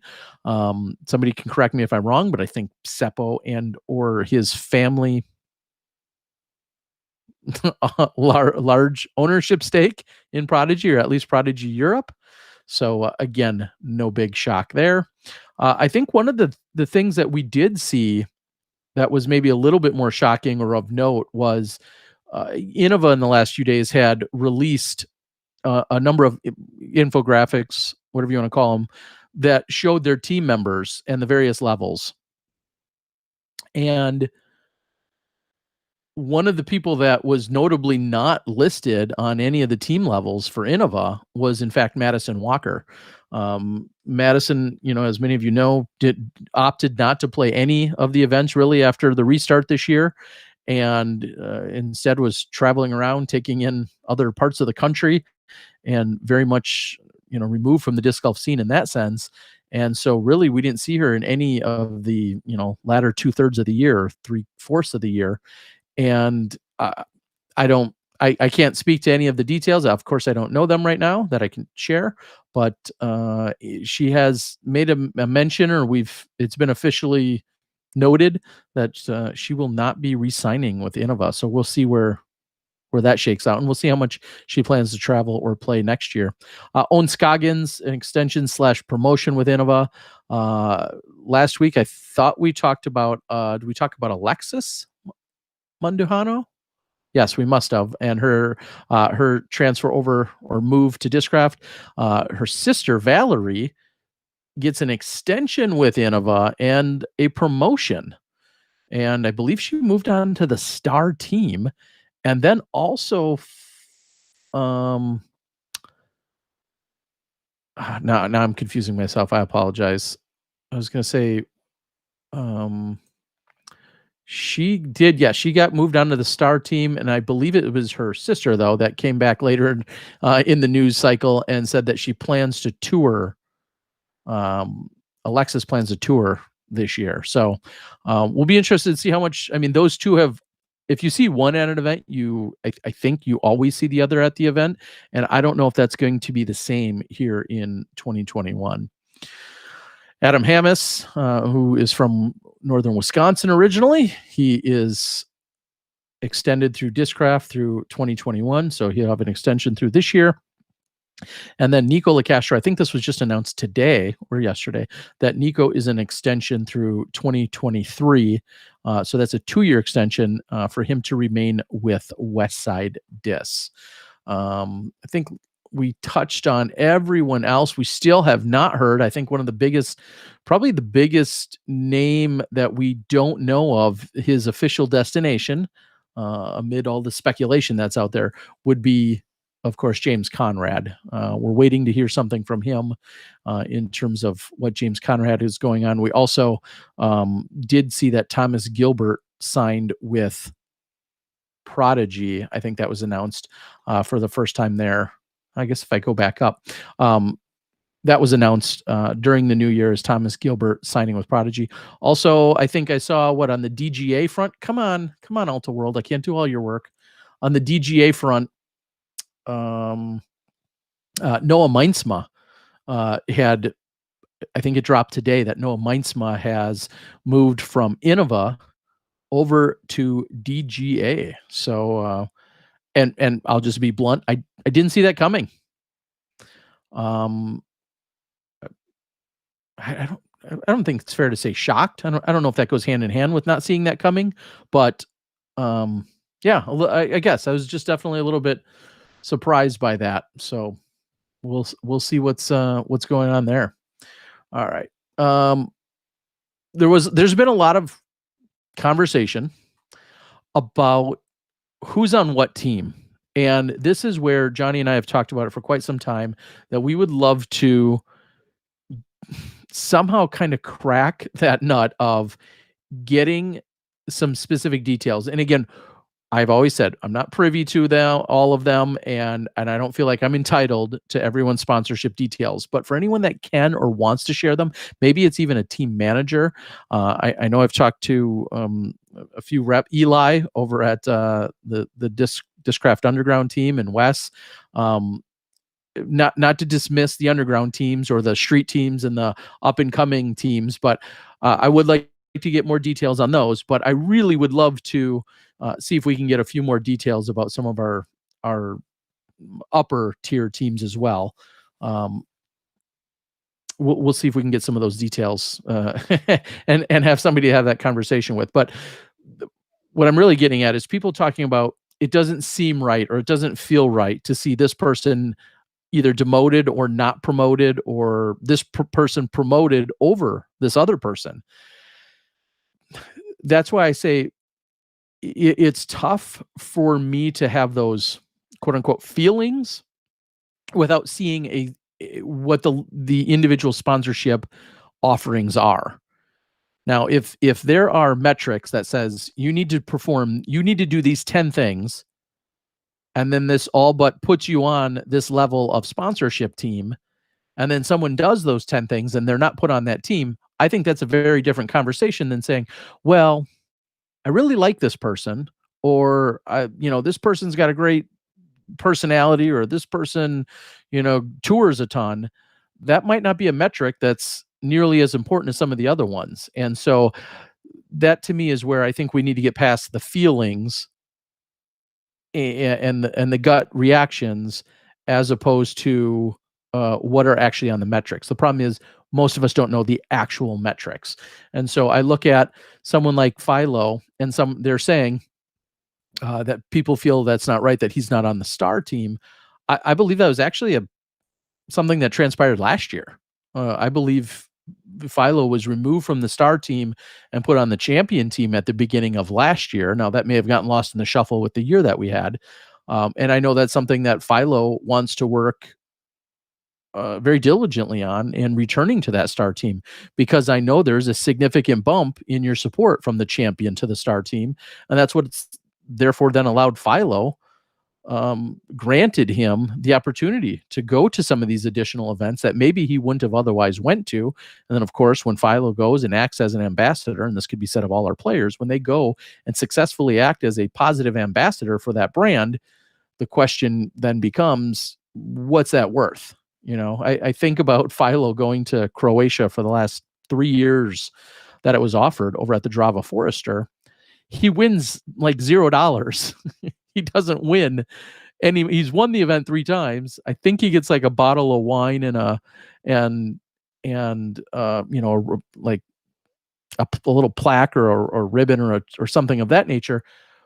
But he goes there and he's so impactful and makes himself so accessible for that week that who cares what dollar he wins? His presence, and many of you know him as a teacher and as a commentator and instructor and those types of things. And I'm not just making a pitch for Philo, although I know that's the one that's on my forefront here. But there are some of those things that you see players do or are afforded to do because of the sponsorship levels that they're at. I know someone like Holly Finley, for instance, was really working to get to a certain sponsorship level because that's what really assured her of being able to, take the next leap, or that leap of faith. And maybe that's something we see in either an Alexis or a Valerie in terms of what support they're getting from Innova or Discraft, in saying, okay, hey, I've got this much support. Now I can, I can take the skills that I've honed and I can take them to a broader spectrum. And it's really exciting to see that we can continue to have these conversations simply based on that our sport is growing and that there's more value in our players than just where they finished on the podium. And every single company values individual components of those things differently. And all we can do is wait and see. I'm going to read a little more off the board here to get caught up before I move into anything else. Is Madison touring in 2021? I don't know. I sent her kind of a random message today, but we didn't really connect much. We didn't get into any details, and I would love to know what her plans are. I think she made a post about, still making sure that, her health is there, and then that she feels comfortable touring. And one can understand, I mean, if she took off essentially the latter part of last year, for her own safety or protection or for her own reasons, I wouldn't necessarily guess that you're going to see her just flip a switch and be like, okay, well, all of that's out the window, and I'm going to jump right back into things. I think with a lot of our players, they'll have to kind of make their own decision as to where and when we're going to see them make their returns, or how much they do or don't want to be on tour.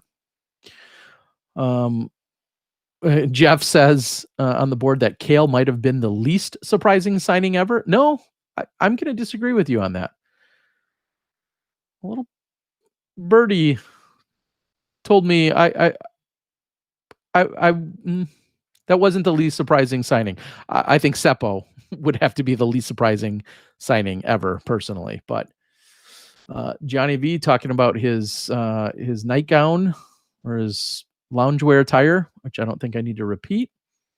Oh, yes, and Jeff, thank you for clarifying. Luke Humphreys is also with KJ and with those guys. I saw it on the Facebooks.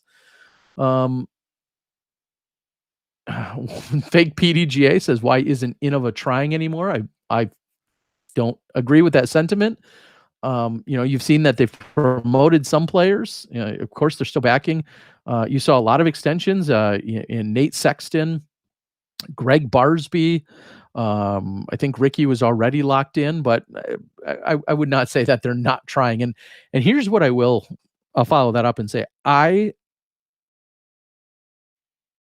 would suggest that all of the manufacturers, in their own clever way, do what Innova just did.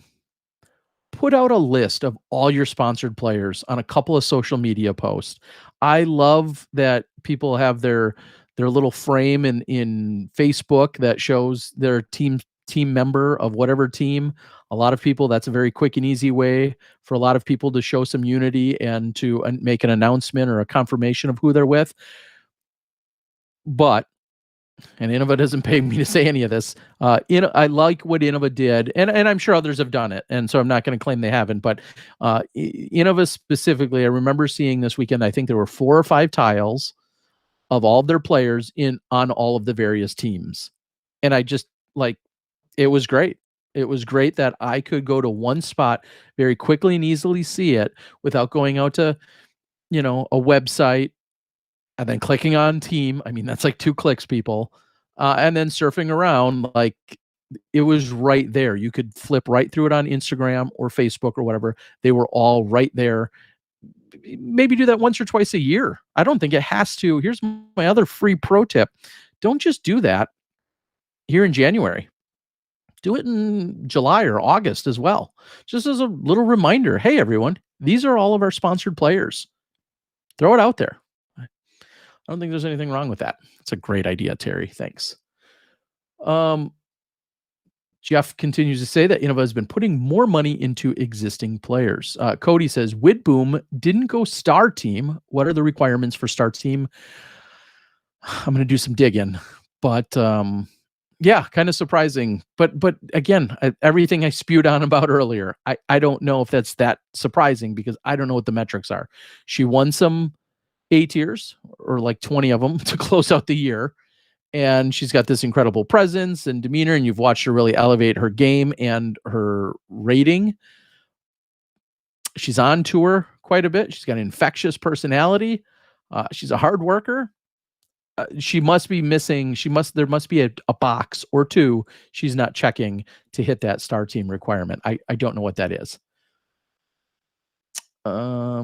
Luke Turnbull, coming in from Australia, says that he is still unsponsored. And Luke, that would probably be the most shocking thing that I'm reading in the sponsorship here of 2021. I don't know how that's possible. Carolina says Cat Merch signs with Innova. I know we've seen a few posts with her lately, so I don't know if that's if or where that was made official, but not surprising. Hopefully my pixelation is working for you guys. I blame my daughters. Daddy Disc Golf says, I was surprised Calvin Heimberg didn't move, as we've seen him make it an extension. Tim Mosley says, longtime listener on post podcast, first time live. Awesome, Tim. Glad you're here. A little bit different tonight in that it's just me. Johnny V is about 5 hours west of here, doing stuff with work, and wasn't able to get called in here tonight. So it's just me operating out of my studio. What the heck, Terry? Just going to throw some kale teas out there. Everybody loves a little kale teas. Maybe you have a logo stick. Terry would have no content without chat. That's not true, Tim. Let's be fair. I could ramble for hours. I think I've proven, with or without alcohol, I could ramble for hours. But the chat does certainly make things a little bit easier for you guys, and hopefully I can interact and give you some insights from what you're asking about. Jimbo Slice, thank you for the super chat. We very much appreciate that. Tim says was watching the Georgia votes. I don't know anything about the election. It's funny that I kind of care. I care more than I ever did in previous years, only because I've gained a little bit of political prowess lately, and so I'm interested to hear what's happened, if anything's been decided. Ron Turner says, Luke and I representing this part of the world, listening again from Malaysia. Awesome, Ron. Hope you're doing well. And yeah, we'll see when you finally get back here to Wisconsin, when you'll be moving just down the road from me.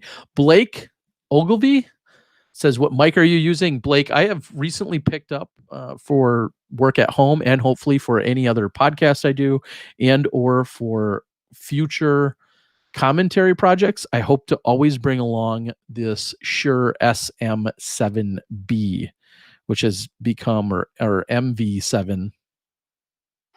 I don't know. Oh, hold on. I got the box right here. I'd like to know how you guys think it sounds. There's all sorts of fancy things you can do it. It's the MV7. I apologize. They are not a sponsor, but would love it if they were. I'm going to do my best. This is going to be really tough, and this is a quick side tangent. I'm going to do my best to bring these along anytime I have the opportunity to do post-production commentary with anyone. I think they sound great. A lot of people will say that they can sound really good, but having a pair of consistent microphones, I think, will really elevate how all of the post-production commentary sounds. Joel says something about a pregnant wife. Let me read that quickly, and then I'm going to move on here. Shout out my wife, Lena. We're pregnant right now, so that means another disc golfer on the way. Please, Terry, Happy New Year's. Well, Joel, congratulations to you, your wife, and the new expectation. So congratulations to you guys. Indiana, I'll talk about that in actually just in a moment. Anyone looking for specific discs, have bins of nice plastic. Oh, okay, Ulysses, simmer down. If anyone's going to shamelessly plug disc in a box, shipping mailers that I sell, or Frisbees, of which I have thousands of, it's going to be this guy. Innova has also lost the two best known Canadian male disc golfers. Yeah, I could see that. I could see that. That thought went through my mind. I thought about who, when I saw Sandy, for instance, officially sign with Innova, and I thought about her brother, or I'm sorry, with Prodigy, I apologize. And I saw her brother, Martin. Like, when I think of Canadian disc golf, you think about now Thomas Gilbert in the last few years, and I think about Martin Hendel. And there's something to be said just about the value of, like, hey, you largely embody or are one of the largest representatives of that country, of a specific brand. And so I agree with you. I think, you lose a player in the US and it's like, okay, there's hundreds of players here and there. But when I think of who represents Canadian disc golf, I think of those two players from the male side. And of course, Kim Scott Wood, because if you're old like me, you know who that is. But that's, and I'm not trying to dismiss anyone else, but when I think about people you see out on the scene and in tournament play, those are people that I think of. And yes, Innova does not have them anymore. All right, I'm going to read a few more. Will there be live coverage of the women's USDGC in May? That's a good question, Matthew. I think that's on the agenda, but that's not my call, and nor can I say for sure, but I do believe that's on the agenda. Daddy Disc Golf says I got fired for putting from the warehouse for putting my disc in a box. Yeah. Depends on what your step 1 is and step 2. Because if you go astray early, there might not be any coming back from those. I agree with that. Ace Run asked if I'll any plans to be in Georgia this year. Hopefully, I'll find a way to get down there. um, all right. Johnny V says, good night, all. Good. We're sick of you anyway. Hub City. Yes, that sounds like it could be fun. Who knows? If it seems to be investing in the youth, 90-night travel, Indiana, blah, blah, blah. Okay. Disc Golf Network. So, Hendel is Canada for sure. I love that guy. Yes, Mike, I agree. Here's what I'm going to talk about briefly. This weekend, I had the opportunity to go to Indiana, where I was in Terre Haute. First time there, surprisingly for me. I haven't say I've spent a lot of time in Indiana, but if I do, it's usually in northern Indiana. You think of Crown Point, you think where the World Championships was held. You think there's a couple other courses. Indiana for me has very much been when traveling from Wisconsin to go play in Michigan, whether it was an event or just a casual round, you'd occasionally stop off in northern Indiana. You go through Illinois. There's some courses in northern Illinois and then northern Indiana as you then venture into Michigan. And if you know my history at all, I played a ton in Michigan for many, many years. So that's largely been my exposure. However, starting last fall and then a little bit into, mainly last fall, I feel like I found myself able to find a few smaller C tiers or events that I could get to that were one day. Often they were on kind of, we'll say, old school courses or relatively short or easier courses. They're in the fall, so they're not necessarily, trying to push daylight and have 10,000 foot hole rounds, that kind of stuff. Even though some of them were like 20 some holes. I think what did I play last year? A 30 holes around. I think it was 30 holes around. Anyway, they were short.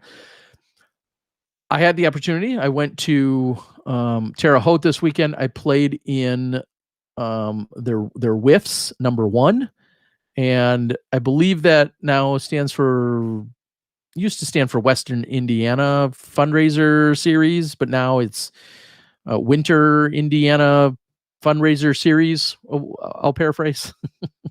They have like 22 events, and they are hooked up with the PDGA's Disc Golf Charitable Endowment Program.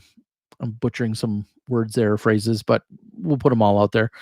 And the main goal is to have these events and then also have a charity component tied to each event locally. And I just can't say enough how awesome this is. And we know that a lot of tournaments will raise money. I've made a donation to, from an event a few months ago to St. Jude. I do that every year, of course, large scale, Ledgestone, so on and so forth. But this series is largely based around the idea of, yes, having some competitive PDGA disc golf, but then also working with a food bank, working with a Toys for Tots type program, those shelters, food pantries, those types of things. Just incredible. So huge shout out to those guys. Jason Labella was the tournament director this weekend. I had a lot of fun at playing a new course, which is something that, again, with the way that my schedule is, it's rare that I get to play. I opt to never practice, which is starting to show more and more, but then to play some new courses that otherwise I wouldn't get a chance to play or that are a little bit off the beaten path. And that's exactly how I would put this weekend in that category. And I think of 3 or 4 other events I played last year when I went to Michigan once or twice, when I went to Illinois or Indiana for a couple of events. It's been a lot of fun. And I know Mike Downs talked earlier about, remembering why you love the game and what got you into it. And as frustrated as I get at some of those events with myself and my diminishing skill sets, it is a lot of fun. It's a very different experience. And this is not to sound, I don't know what the word would be, but it's also a very different experience going and working and observing and doing what I do at our highest tier events, our PDGA majors, our NTs, our Disc Golf Pro Tour events, being at those and having the workload and the interaction that I have at those, and then going and playing in a C tier, which is so much more low key, laid back, grassroots, all of those things, relaxed, very relaxed sometimes, maybe too relaxed sometimes. All of those types of things, just seeing the difference. And I guess the point is, what it really brings into focus more than anything is there's an opportunity for everybody. If you are, looking for competitive disc golf, and you want to go drive within 2 hours, you want to play that day, and then get home and be in your own bed, there's probably a C tier for you, and it's probably close. And if it's not now, there will be soon. That is great. And maybe you're a little bit more serious and you're getting into it and you care a little bit more, or you're just taking it more serious. And so there's some B tiers, or there's an A tier that might fit those, kind of check some boxes for you. And then of course, at our highest level, if you can get there, whether get into the event or your caliber is there, a 3-day event, 3 individual rounds, 1 or 2 courses, against the best of the best. It's so great that we have all of these opportunities to play from the we'll say most basic events and straightforward and simple, in a good way, simple events, all the way to the biggest of the and most prestigious. It's pretty incredible. So very, very blessed to check some of that out. And I know there are some Veterans for Vets tournaments going on. I believe that is a program with Dynamic Discs, and I saw one that I thought had a couple hundred people, maybe who's on the board. Sorry if I scroll up. Christopher Walton is on the board, saying he hosted one last month. Definitely fun to get people together for disc golf and to support a great cause, and couldn't agree more. I know I mentioned all those other causes. That's another perfect cause as well. Ace Run says they're calling in a night. Good to see and hear from you.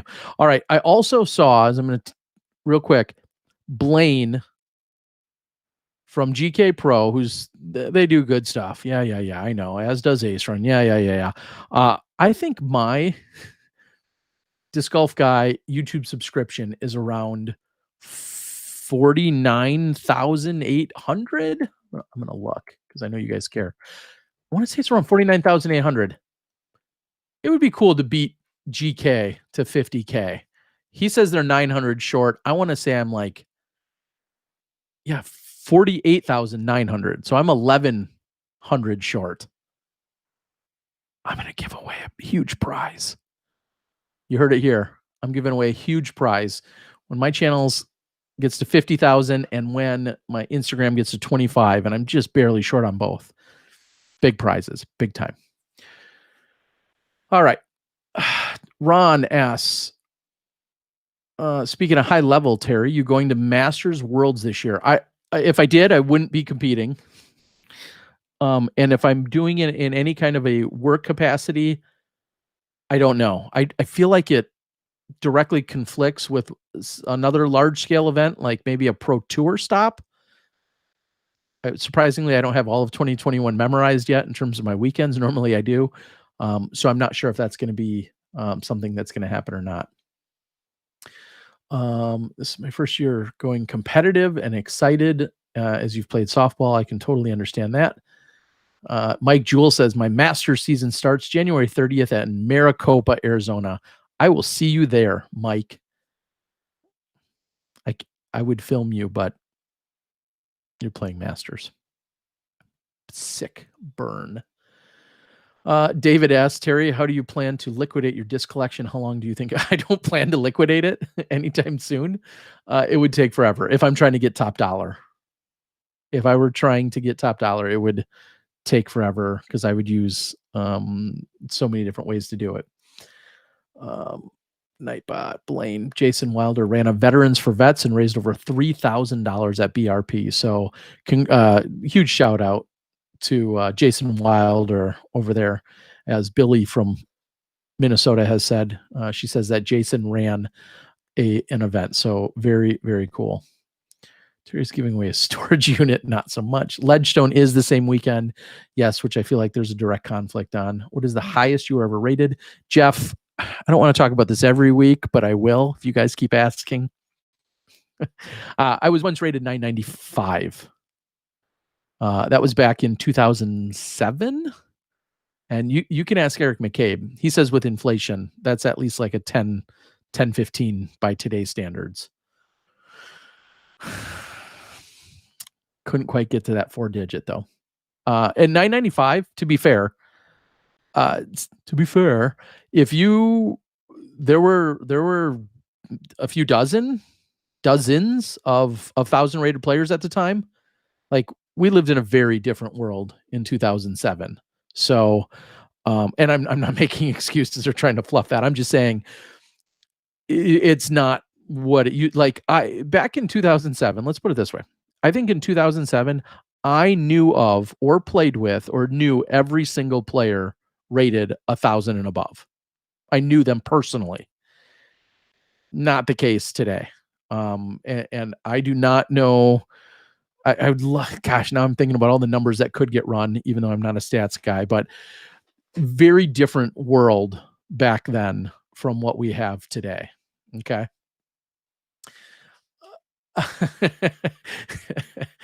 Ryan Pilcher says that I get the satisfaction of telling people, yes, I have that disc, but I won't sell it to you. Yes. I don't really enjoy that as much as I'm laughing, but I kind of do sometimes.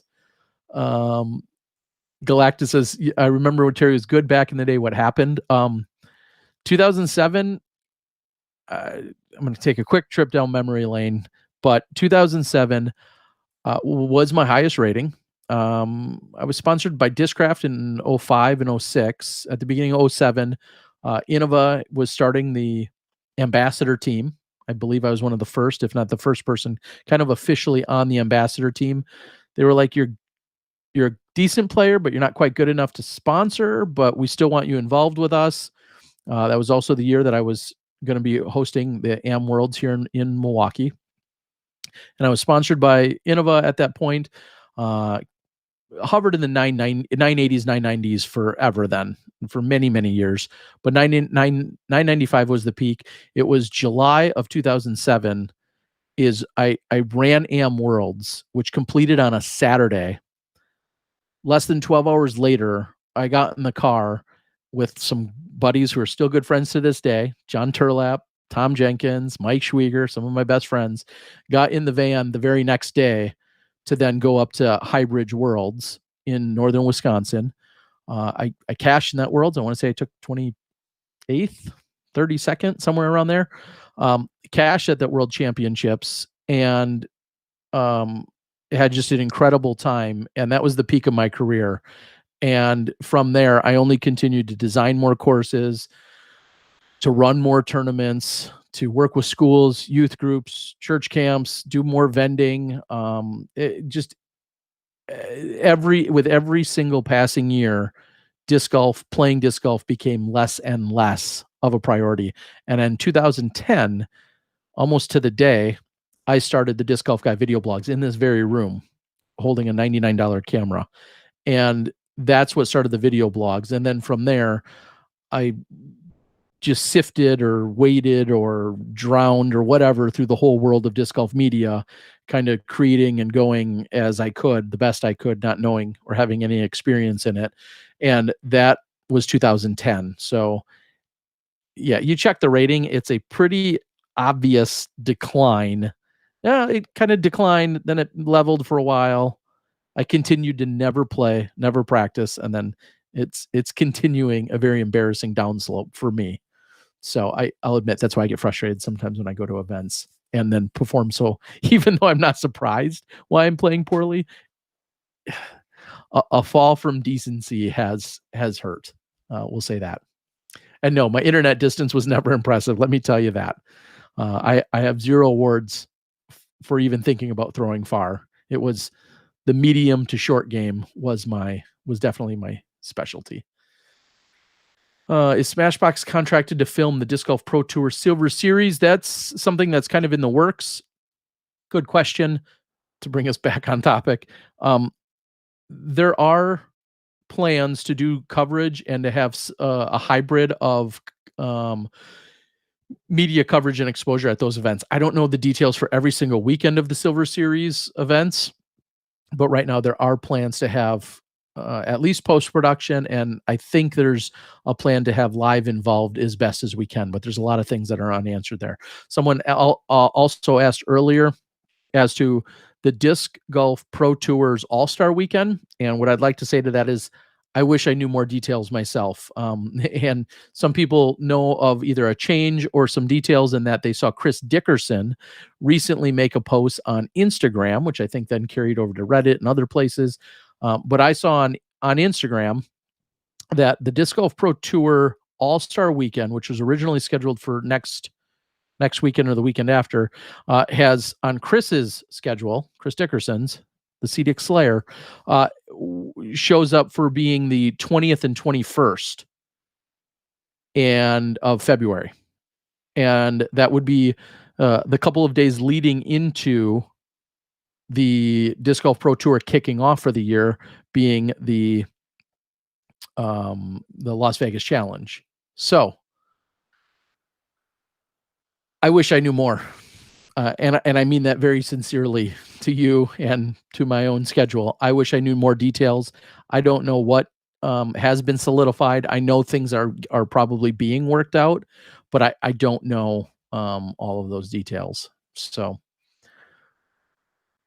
hopefully everyone, we can just keep you posted as those come along.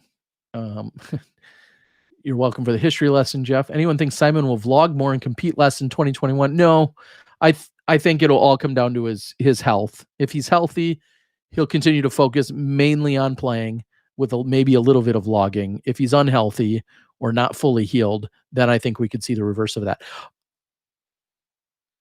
Yeah, okay. I had another thought I'll keep to myself. Well, a little self-refrain. Terry, is the club email list distance? Terry, is the club email list distance? Yeah, exactly. CDIC Slayer, I don't know if I can repeat that. Yeah, you can. Look, it didn't even catch you in the chat. CDIC Slayer, yeah, that's gonna stick. That's a thing. The registration for Clash at the Canyon Silver Series event is starting to look like fire. No surprise with the incredible venue that it is. Obviously, the timing and the location. I expect everything to be great. What do you hope and anticipate your daughters may do in the disc golf world? That's a great question. As I'm looking for the rowdy one right now. There's a lot of things that I feel like they could get involved with, and it could be from a retail and vending perspective. They'll probably continue to dabble in playing a little bit. One or both may pick up some kind of a piece of video equipment, whether it's a camera or a camera or either a DSLR to shoot photos or videos. At a certain point, I wouldn't be shocked if one of them were conducting some kind of interviews or could potentially become a sideline reporter. I mean, they're 12 and 9 right now, so I don't want to get too far ahead of myself, but these are all things that I think could be very practical sometime in the future. Happy New Year, Keith. Hope you are well. Also, my man. What did you see the picture I sent you on Facebook an hour or so of the pre-show with someone not knowing who Ken Climo was? So yeah, Sam, thanks for that. I did see it. I want to bring it back up. Man, can I get fancy enough and actually share even the screen? That sounds like a deadly. Yeah, I'm not going to go there. Because I'm fully not prepped for it. But yes, there was a funny message that was sent to me. I want to say thank you to Sam. I'll try and describe it for everyone, as I know some of you are listening exclusively on audio. And if my Facebook comes up for me, Sam had sent me a picture that there was it looks like an auction page of sort was happening, and somebody was holding up a disc. And I don't know if this person was joking or trolling or not, but somebody was holding up a disc, which looks like it was a star wraith, an Innova star wraith, showing off how cool it looks. And then they were offering it for sale in one of the Facebook auction pages. And there's a couple of bids on it, understandably. And then somebody had written, "Who the F is Ken Climo?" Now, if I wrote something like that, that's clearly a joking, trolling situation. I've said it before. I think somebody might have legitimately have been asking that. I don't know their intention in this case, but we're at the stage where, again, if you came into the sport in the last 2 or 4 or 6 or 8 years, you may not know one of the greatest to ever play the game in Ken Climo. And that's something to say about our growth, and as upset as somebody might be about that, and maybe at one point I would have been, I'm not anymore. That's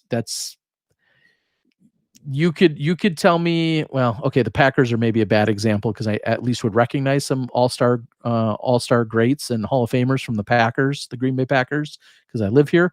But if you could list, outside of about 3 people from the Broncos, if you listed their other top 40 all-time greats from the Denver Broncos, for instance, that weren't named Elway, I wouldn't recognize the names either. So, I mean, it's all kind of relative. Okay. Here's what I'm going to do, guys. Tim Mosley just PM Terry if you want to buy that disc. Here's what I'm going to do. I'm going to stand down for just a few moments. This is what you would normally consider the end of the regular show. This will also kind of give a break to any of our audio listeners in that shutting down the actual show, and then I'll go into what I'll call an after show. How much it's going to differ from the last half hour, I don't know, but I'm going to go ahead and give it a quick break. I'm going to use the restroom. I'm going to come back. We'll kick things back off. I will, of course, interact with you more on the chat. So if somebody wants to follow along with questions that are coming in off the chat, I'll do my best there. If anything else comes to mind of topics that need to be discussed or considered, as I'm looking around, if there was any other thing that jogs my memory. If there's anything else that you guys want to talk about, we can get at it at that point. There won't be a giveaway tonight. So next week, that means 2. Chuck Woolery, 2 and 2. You have to be old to get that. That means next week we will have double giveaways. So yeah, we can do that. All right, this is a little bit dangerous. I'm going to click on a button, but I've got to say, first and foremost, Happy New Year. Be safe. We know 2020 has been crazy. 2021 is still going to be somewhat crazy, but we certainly hope everyone is safe and looking forward to everything that 2021 is going to bring, good, bad, or indifferent. Looking forward to all of it. We appreciate you guys as Smashies. We appreciate, even if you're just here for your first time, or this is your last time because you're sick of us, it doesn't matter. We appreciate that you've been here for any period of time and tuned in and listened. The support that we get when we travel around and people reach out and say that the kindest, most complimentary things, or just the fact that we filled your 4-hour car ride, whatever the case might be, we really do appreciate it. I look forward to 2021 as being 100% committed to an additional podcast that I'm going to be offering.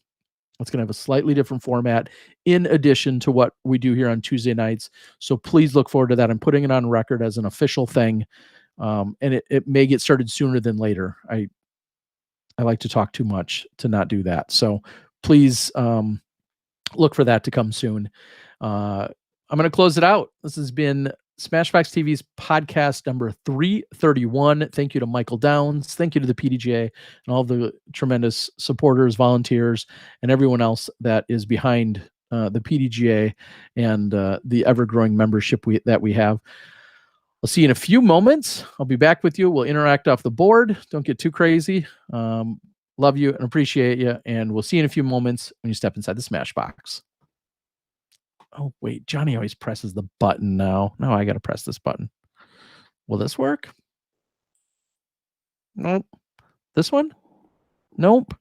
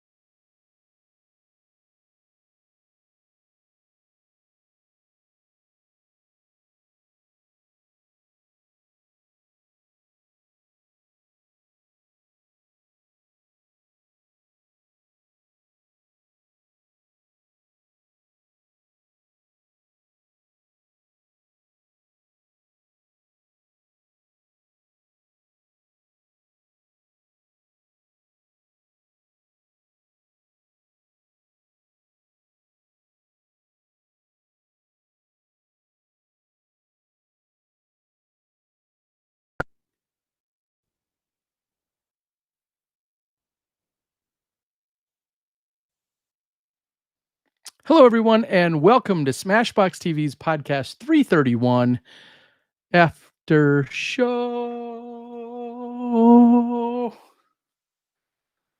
All right. Welcome back, everyone. Thank you.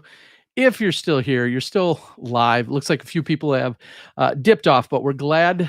Well, glad to have you guys, and glad to give you guys a little bit of extra info here. One of the things that I was just thinking about was I'd love to know what you guys consumed in the last week. Disc golf is in a unique time that we don't have a ton of content being put out. Of course, there's people like myself, and I know a few others that are working on a few things. Smashbox Johnny V just released the bad breaks and bad shots segment on Smashbox. That was all Johnny. So just to be clear, everyone give him all the credit for that.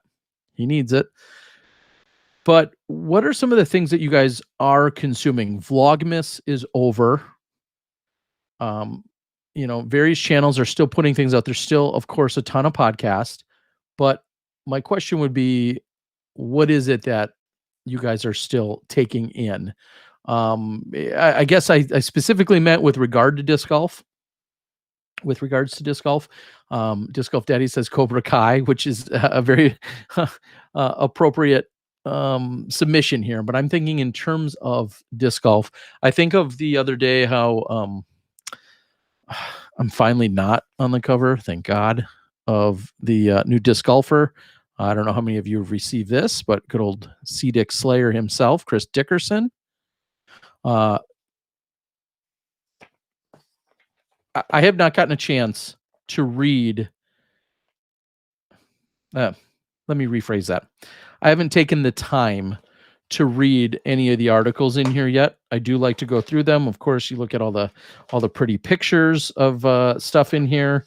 It looks like there's a little bit of a recap that's taken place. It's crazy to see all these pictures with just the year we went through with the mass and all of those types of things, and a lack of hugs and high fives that you would normally even see photographed.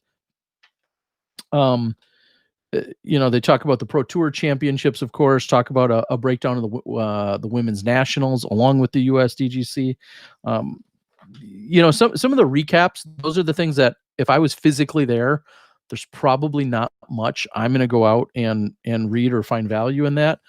However, Mr. Mamba, Don Shin, article about him, an entire article about Respect Her Game. I thought originally Elaine King was writing that. Yeah, okay, she did write that. Good. I thought I was confused when I saw the other day. she has a great write-up, and this is like 2.5, 3 pages long, lots of information in there.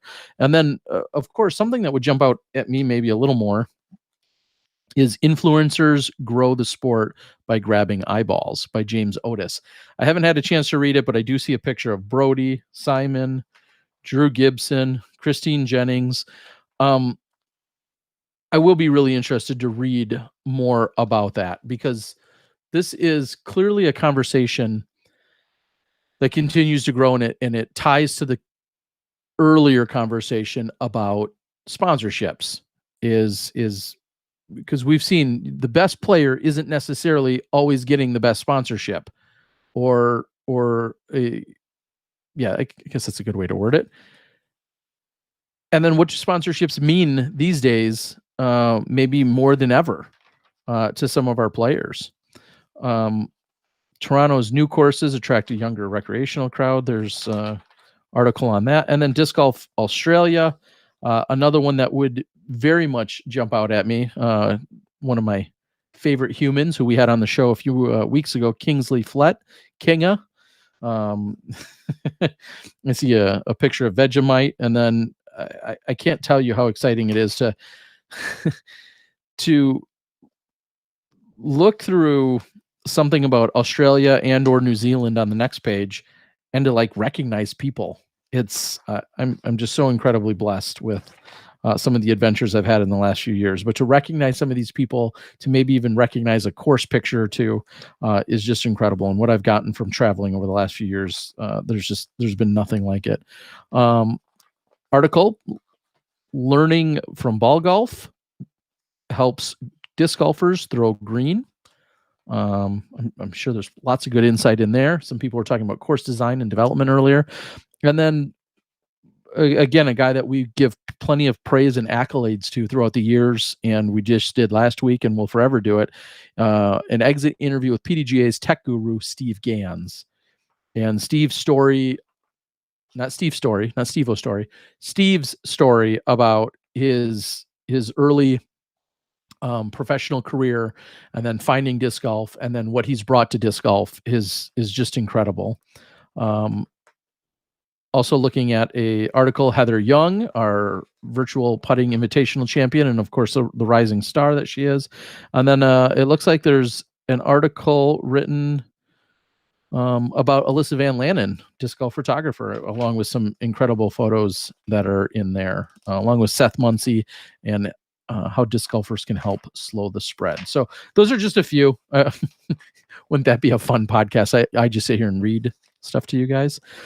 But I know that's not something I normally do, go through something like the magazine, but for starters, great cover photo in Chris Dickerson, for starters. And yeah, I think there's probably a ton of great content in there that I'm going to have to get to reading myself. So are you guys reading the magazine? Are you just sitting there waiting on YouTube for more things to drop? Somebody else said disc dyeing techniques. Just when I think disc dyeing is not that popular, I feel like every couple years it makes like this resurgence. And shout out Pastry Dyes, who was our giveaway sponsor last weekend, is doing incredible stuff. And it's great to see. Again, there's so many different avenues, so many different outlets, artistically and entrepreneurially, in terms of being involved with disc golf. All right. I'm going to read a few more details off the board. Thank you guys for being here. Trash Panda has videos that have been fun to watch. So you check him out. The guy from, he said it himself, more to come soonish. I don't know. As a TD and a person experienced in lockdown tournaments, do you have any suggestions how to counteract fears of COVID? We're having trouble convincing even our own community to hold events. I mean, that's at the core of it. That's as regional and specific as it gets. And I feel like that goes to the local municipality. I think about a place like California, which I don't think is sanctioning or allowed any sanctioning of any events right now. And then there's other areas I've been to where you wouldn't have any idea the pandemic has happened at all or is happening or whatever you want to say.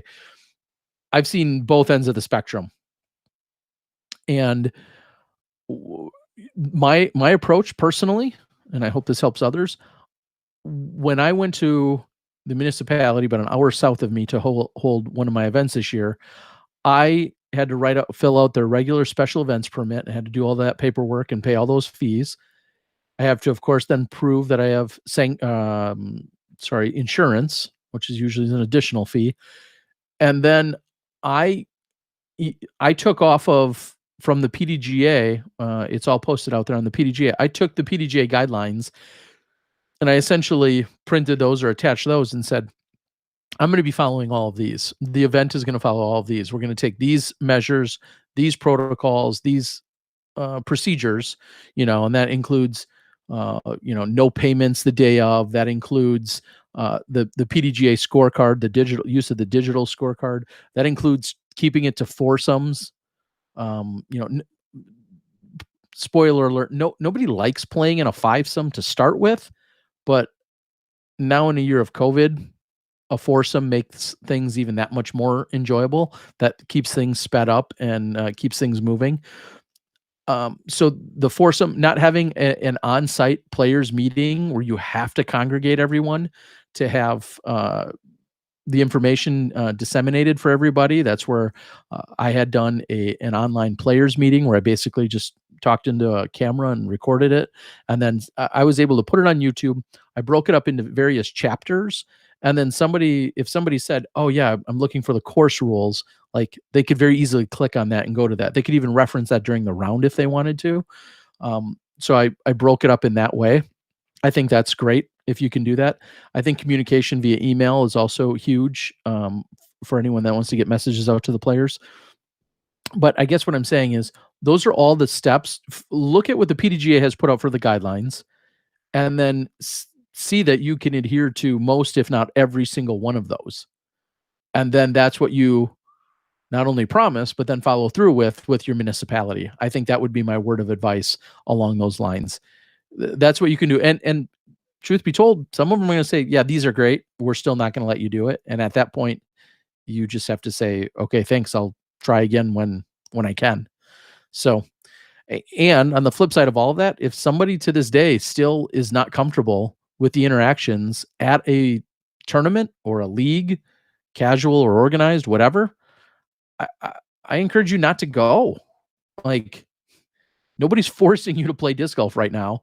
And if you're not comfortable with the setting or the scenario or the situation or the way things are being run, I fully support you then not attending.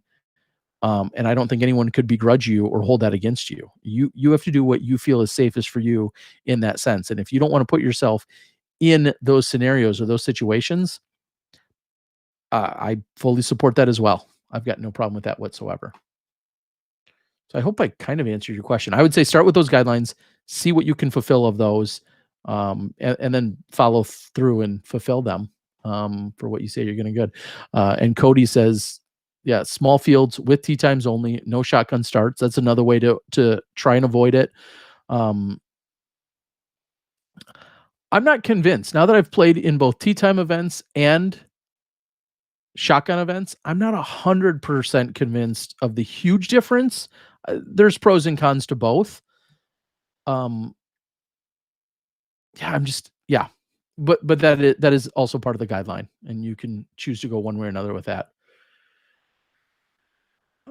We have tried the lines of argumentation, but seem to think okay, Ezra signed with Nutrigenics. He'll be taking over the Big Hurt. Frank Thomas. That's a good call. I like that. The Big Hurt.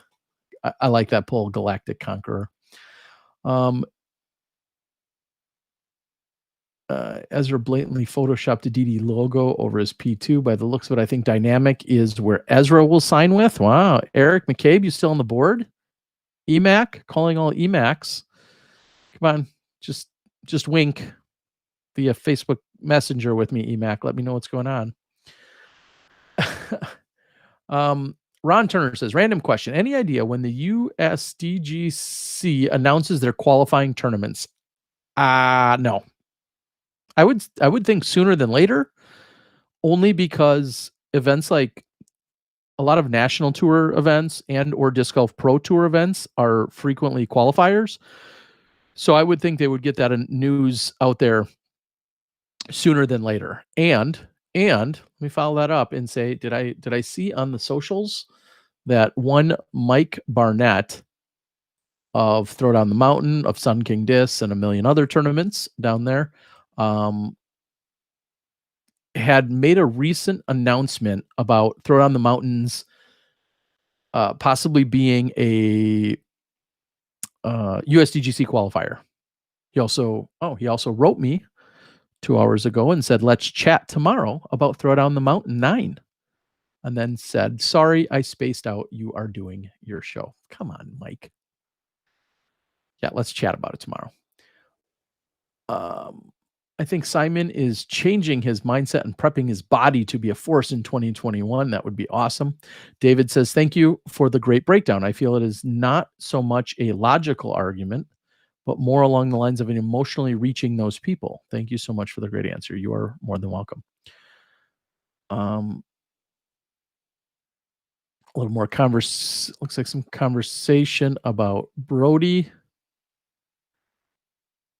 I saw Brody is registered for Steven Story's event in Texas this weekend, I believe down in Waco. I'm not sure if he's playing. I'm not sure how accurate all of that registration list is, but might be the first chance to see what's happening here in the early goings of 2021. Kyle Klein is pretty damn good. He's young and he's hungry for wins. I couldn't agree more. And Kyle is I don't want to gush about him too much, as I feel I did that enough in 2020, but super, super good kid. He's got his head on straight. He throws a mile. He putts really well. He stays within his own game mentally and his own head mentally. It seems like he likes to get plenty of rest. He does like to sleep, which I think if you recognize that at an early age and you take care of yourself accordingly, then there's nothing wrong with that. I feel like almost every time I saw him, he's like, oh, I could use a nap, even though he does get lots of sleep. I think he's extended with Discmania, and I think we're going to see big things continue to come from Kyle. I think he had some kind of offhand surgery, as in his left hand or wrist recently, and he's healing from that at the moment. So hopefully everything is good and he'll be good to go come beginning of the year. And I can't agree more with you, though. He's definitely a good, solid player.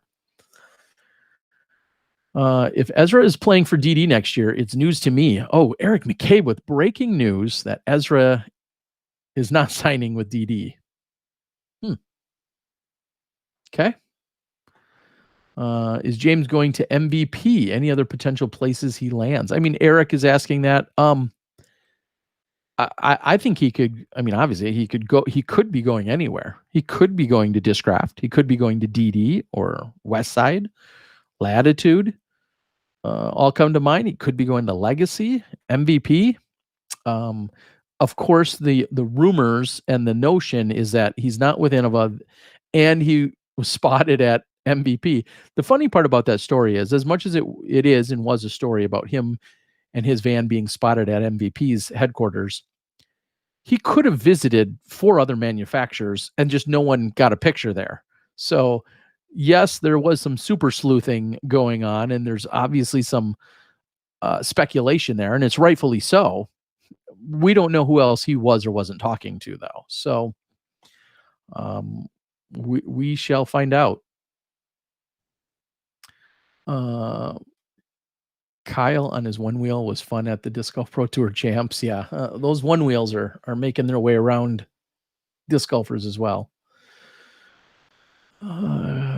Mitchell Girthy, we will see it rarely, but is just jumping onto another sport that I don't think it'll happen. Okay. I feel Conrad, Daddy Disc Golf. A lot of people, I mean, maybe put it in the chat if you will.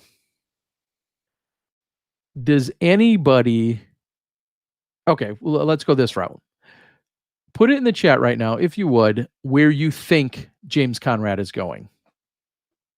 And we'll see what the response is. Of course, I don't know how many of you have any official inside knowledge or can say with any certainty, but I would love to see what you guys think. Why don't you do that, and then I'll have a follow-up to that in a moment. Jeff again sleuthing here. MVP followed Conrad the day after his Insta announcement. So what's that meme?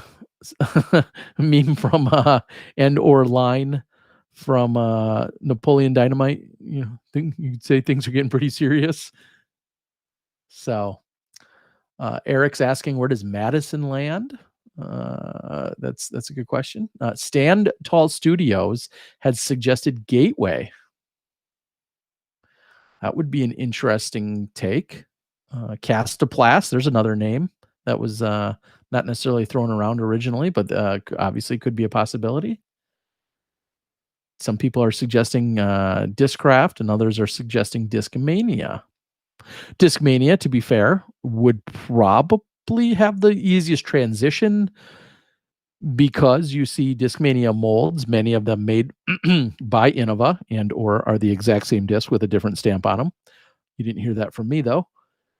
So some of them, let me be very clear, some of the Discmania molds, clearly not the Evolution or the Yukin line. Waikun. I apologize. I don't know how to pronounce that one. Some people talking about one wheels being bad. They look like they look like a ton of fun, but like anything that's a ton of fun, looks like a great way to hurt yourself. I'll keep the jokes to myself there. Jeff says that Madison will land on her feet somewhere nicely. She's a great addition to any team. That is very true. Yeah, so that's exactly where I was going with this. Daddy Disc Golf is for the unofficial record out there. There was about, I don't know, 20 or 30 or 40 votes for MVP, and then about 5 other individual votes for some other place. But almost everyone thinks that he's going to MVP. So the same question could be asked of Ezra. Where will Ezra land is the real question. Luke Turnbull from Australia says that imagine what Conrad could do with a TUI out of New Zealand and the MVP or MVP RPM discs. That is a good question. Thank you, Terry. I got the discs yesterday. They look great and for a great price. Had to put my dog down today. Please send some love. Sorry to hear that, Carolina Chainbanger. Sorry to hear about your dog. Glad you got the package and the stuff, but certainly sorry to hear about that. Tristan caddied. Cody says, I know Tristan caddied for Ezra at the DGPT finals in Charlotte, so they must be close friends. Tristan has a van already, Latitude 64 for Ezra. I mean, some of that math checks. Don't you need a proof on math equations? I'm going to get in over my head in 2 seconds there, so I'll leave it at that. But yes, they have frequently traveled and are clearly good friends. So we will see what happens there. Ezra, lots of DDs. Even though EMAC just said on the board that it would be news to him, but EMAC could be silently slow playing this. He could be bluffing out on the board. Okay, I'm not getting any private messages from EMAC, so anything's possible here. Ezra has to go with Discmania, the way he throws those FDs. Thought Ezra was staying with OTB, or are you guys talking about sometime in the future? Yeah, Ezra did make an announcement, or OTB did, saying that he's going to be still sponsored by OTB. I think that should not preclude him. There's my fancy word of the day, if it's the right one, from having a disc sponsor as well. OTB is a retailer, therefore he can probably have a large manufacturer sponsor in addition, kind of like Double G, sponsored by Infinite and Innova, for example. I think same could be said of Kona Panis. If we're speculating, people are saying Disc Mania. So we will see how that. All I know is that DD, that they're always working on something. Yes, that I think is the famous words of Jeremy Rusko and the DD crew out there. All right, I'm going to take a quick look at the Facebooks to see if there was anything else that jumped out at me in the last few days to be talked about. Oh, the PDGA did put up a little link. Oh, that's cute.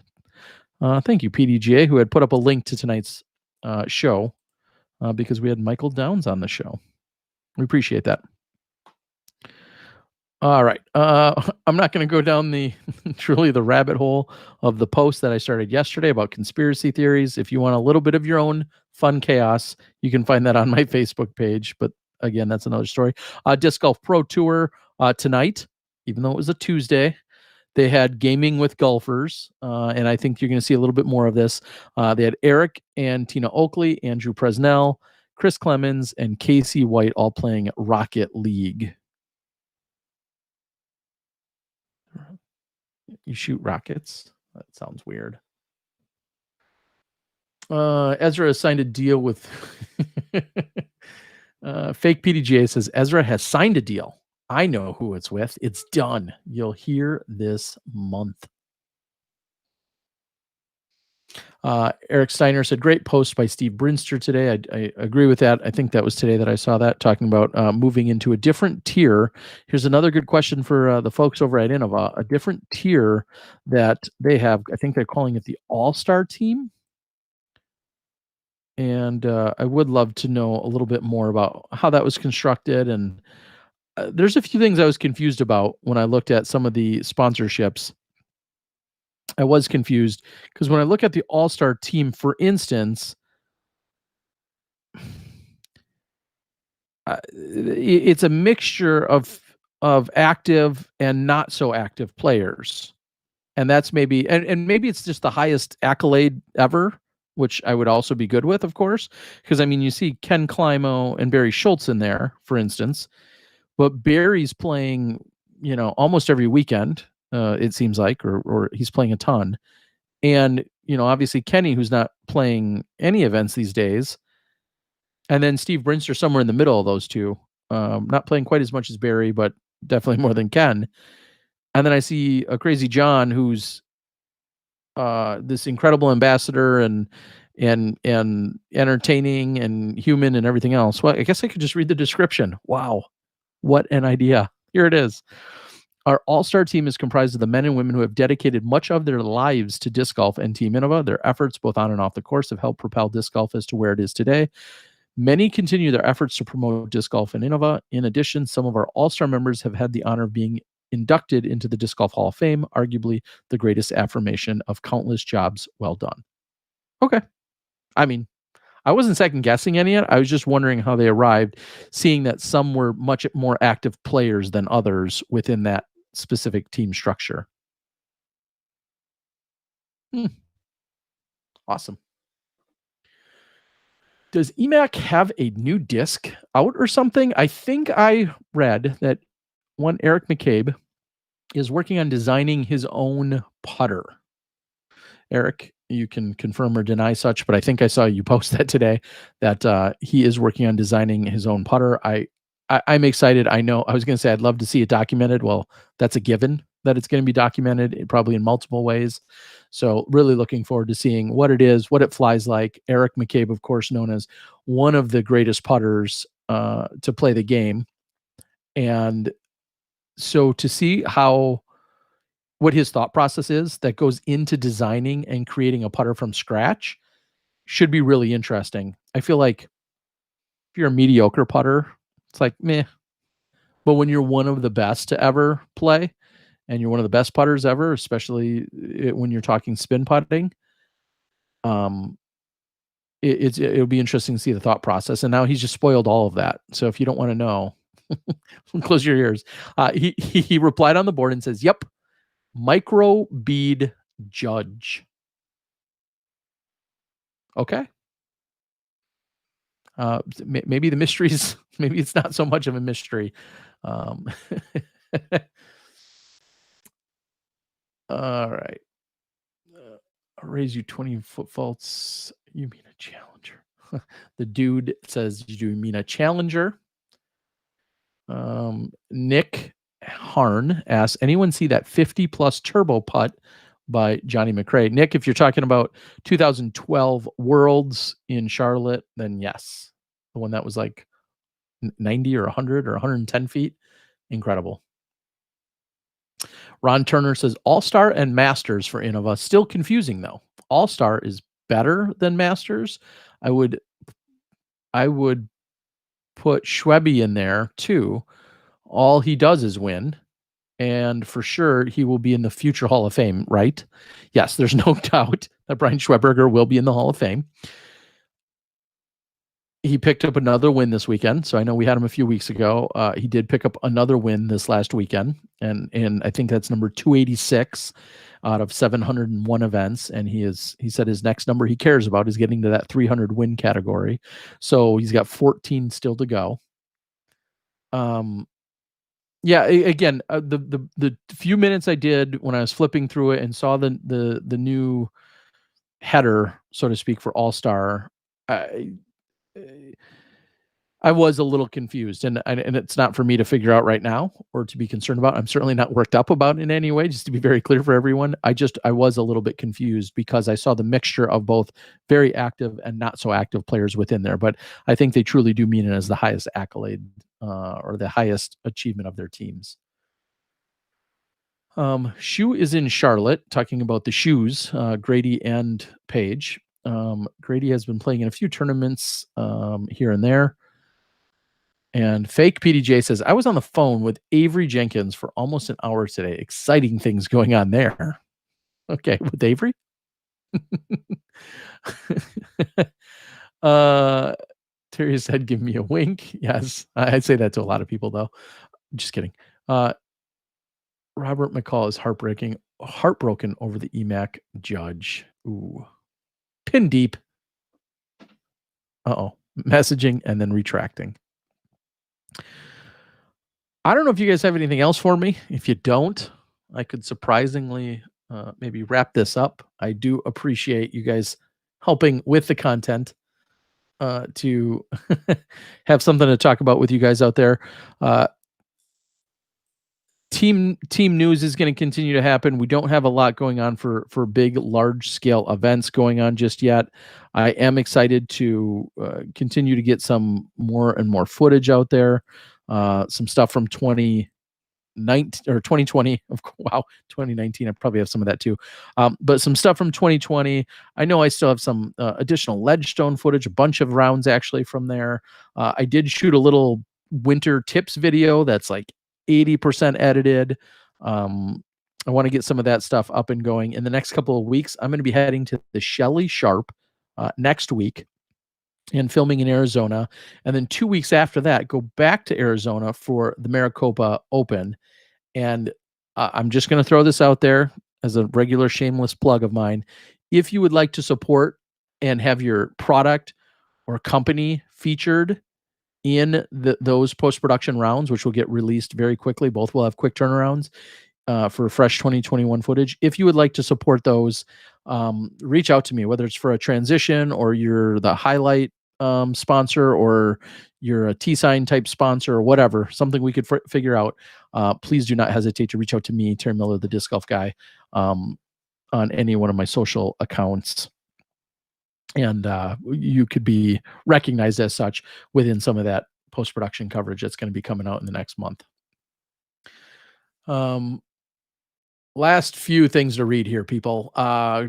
Great first podcast, Terry. It's a great first podcast. Oh, maybe of the year. I appreciate that. PDGA shallow baskets. Good night, y'all. Daddy Disc Golf says support your local retailers. I do support. What is that? How do the politicians? Did I already forget it? And I support this message. Yes, I do.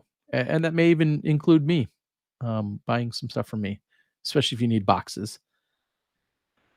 Fake PDGA. Thanks for all you do. Appreciate it. Thank you guys. Tara, you an ornament to our sport. I thought I said ointment at first. You are an ornament to our sport and a gem of a person. Great job tonight. Fake PDGA. That's all too sweet of you. I appreciate that. Pin Deep says, I'm editing some course reviews right now. I like it. Fake PDGA. We know you are Drew Gibson. Jeff says that is not true. He is not. Like, yes. What are you thinking for your 50K giveaway? That's a great question. Here's what I'm going to tell you guys. Sorry, this is not Smashbox, but on the Disc Golf Guy channel, once I get to 50K, 50,000 subscribers, which I'm like 1,100 away from, between that and 25,000 on Instagram, once those two made up milestones are achieved, unlocked, I've got at least a full-blown Zuka cart to give away. Maybe there's a sponsor or two out there that wants to help support maybe a bag giveaway. Like this is substantial, like a $300 type Zuka cart. I'm not talking, I'm just giving away a disc, which I do for every video. I'm talking like $500 worth of stuff minimum. So if somebody wants to get in on that and support that, which then in turn goes out to someone else, I would entertain that idea. But yes, 50K giveaway and 25K giveaway on Instagram. Between the two, at least a Zuka cart and some bag of some sort that'll probably be valued at $150 or $200 or something. Yeah, and that's just the minimum that I'm starting with. Once those two are achieved and locked. Oh, Eric McCabe says he's in on a giveaway. That's so sweet. Eric, I know you've been saying, hey, I would really love for somebody to have my 2010 World Championship basket, but that would be too kind of you. I want you to keep that in Emporia. But no, I do appreciate it, Eric. So I don't know if that's you or Eric McCabe Design or Disc Dynamic Disc or whatever, but yeah, I'll get you in on that, and let's blow it out of the water. Heck, these milestones should be hit any day now. So let's just blow it out of the water. And all you need to do is be subscribed. And Fake PDGA says, I'm in on some swag. I'll throw in. I appreciate that. Pin Deep says, okay, Pin Deep, you want to do a giveaway? Let's do one right now. Have you been paying out these people already? We keep shouting you out. The question is, are you paying out these people? Let's do a giveaway thanks to Pin Deep. This is not inclusive of what the two will do next week. So you're getting one from this week from episode 331. 332 will have a giveaway, but Pin Deep is going to give away right now. Is that what you're saying? I just talked you into it. Thanks. Pin Deep Disc Golf. So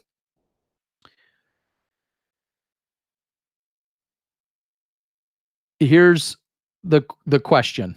Here is the question. In what 2 years do we consider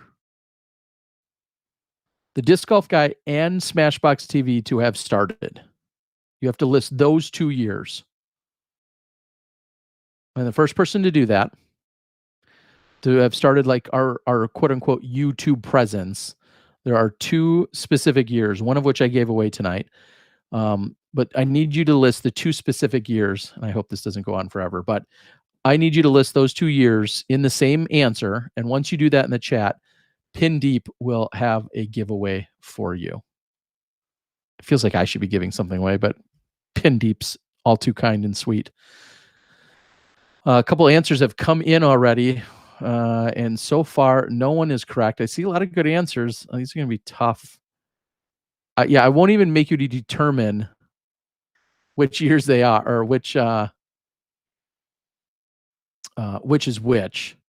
But some of you were listening earlier. I appreciate that. Oh, some really good. Look at you guys typing in numbers and soft and such. All right. Pin Deep, it looks like you're on the hook. You're already on the hook here. The correct answer has been given. and it was only given once, and nobody else. I was trying to not give it to him, but the president of the Disc Golf Guy fan club, unless he wants to transfer it along, the president of the Disc Golf Guy fan club did win, rightfully so, Eric McCabe, 2010 and 2014. Now, Eric, if you really don't want the pin deep giveaway, it looks like Blake Ogilvie was the next to give the correct answer as I'm looking at the board. But 2010 and 2014, and Daddy Disc Golf, it was not Jenny from 8675309. But I can appreciate the reference and the humor there. So Eric McCabe answered it correctly, was first to answer it correctly, 2010, 2014. If Eric really wants it, it's his, thanks to Pin Deep Disc Golf. And if he were to forego it, it would go to Blake Ogilvie. So you guys are incredible. I love you guys. Johnny might say the same. He's sleeping. Again, appreciate it. 2021, looking forward to it. Looking forward to live disc golf, Smashbox, Disc Golf Network, Disc Golf Pro Tour, national tours, majors, all of those incredible things happening. We are so looking forward to it. And then a whole world of podcasts and Disc Golf Guy video blogs and coverage as well on top of those things. Everything we can do to continue to make disc golf grow and expand. And really, it's you crazy people that continue to tune in every single week, either live or recorded, that somehow take any value from what we give. And I can't say it enough. I'm as blessed as they get to do what I do and to do it and share it with you guys. So that is it for tonight. That is Smashbox TV podcast 331's after show. A little refreshing, sans Johnny V, but again, appreciate it. We'll see you guys next time when you step inside the Smashbox. I don't know. Hit the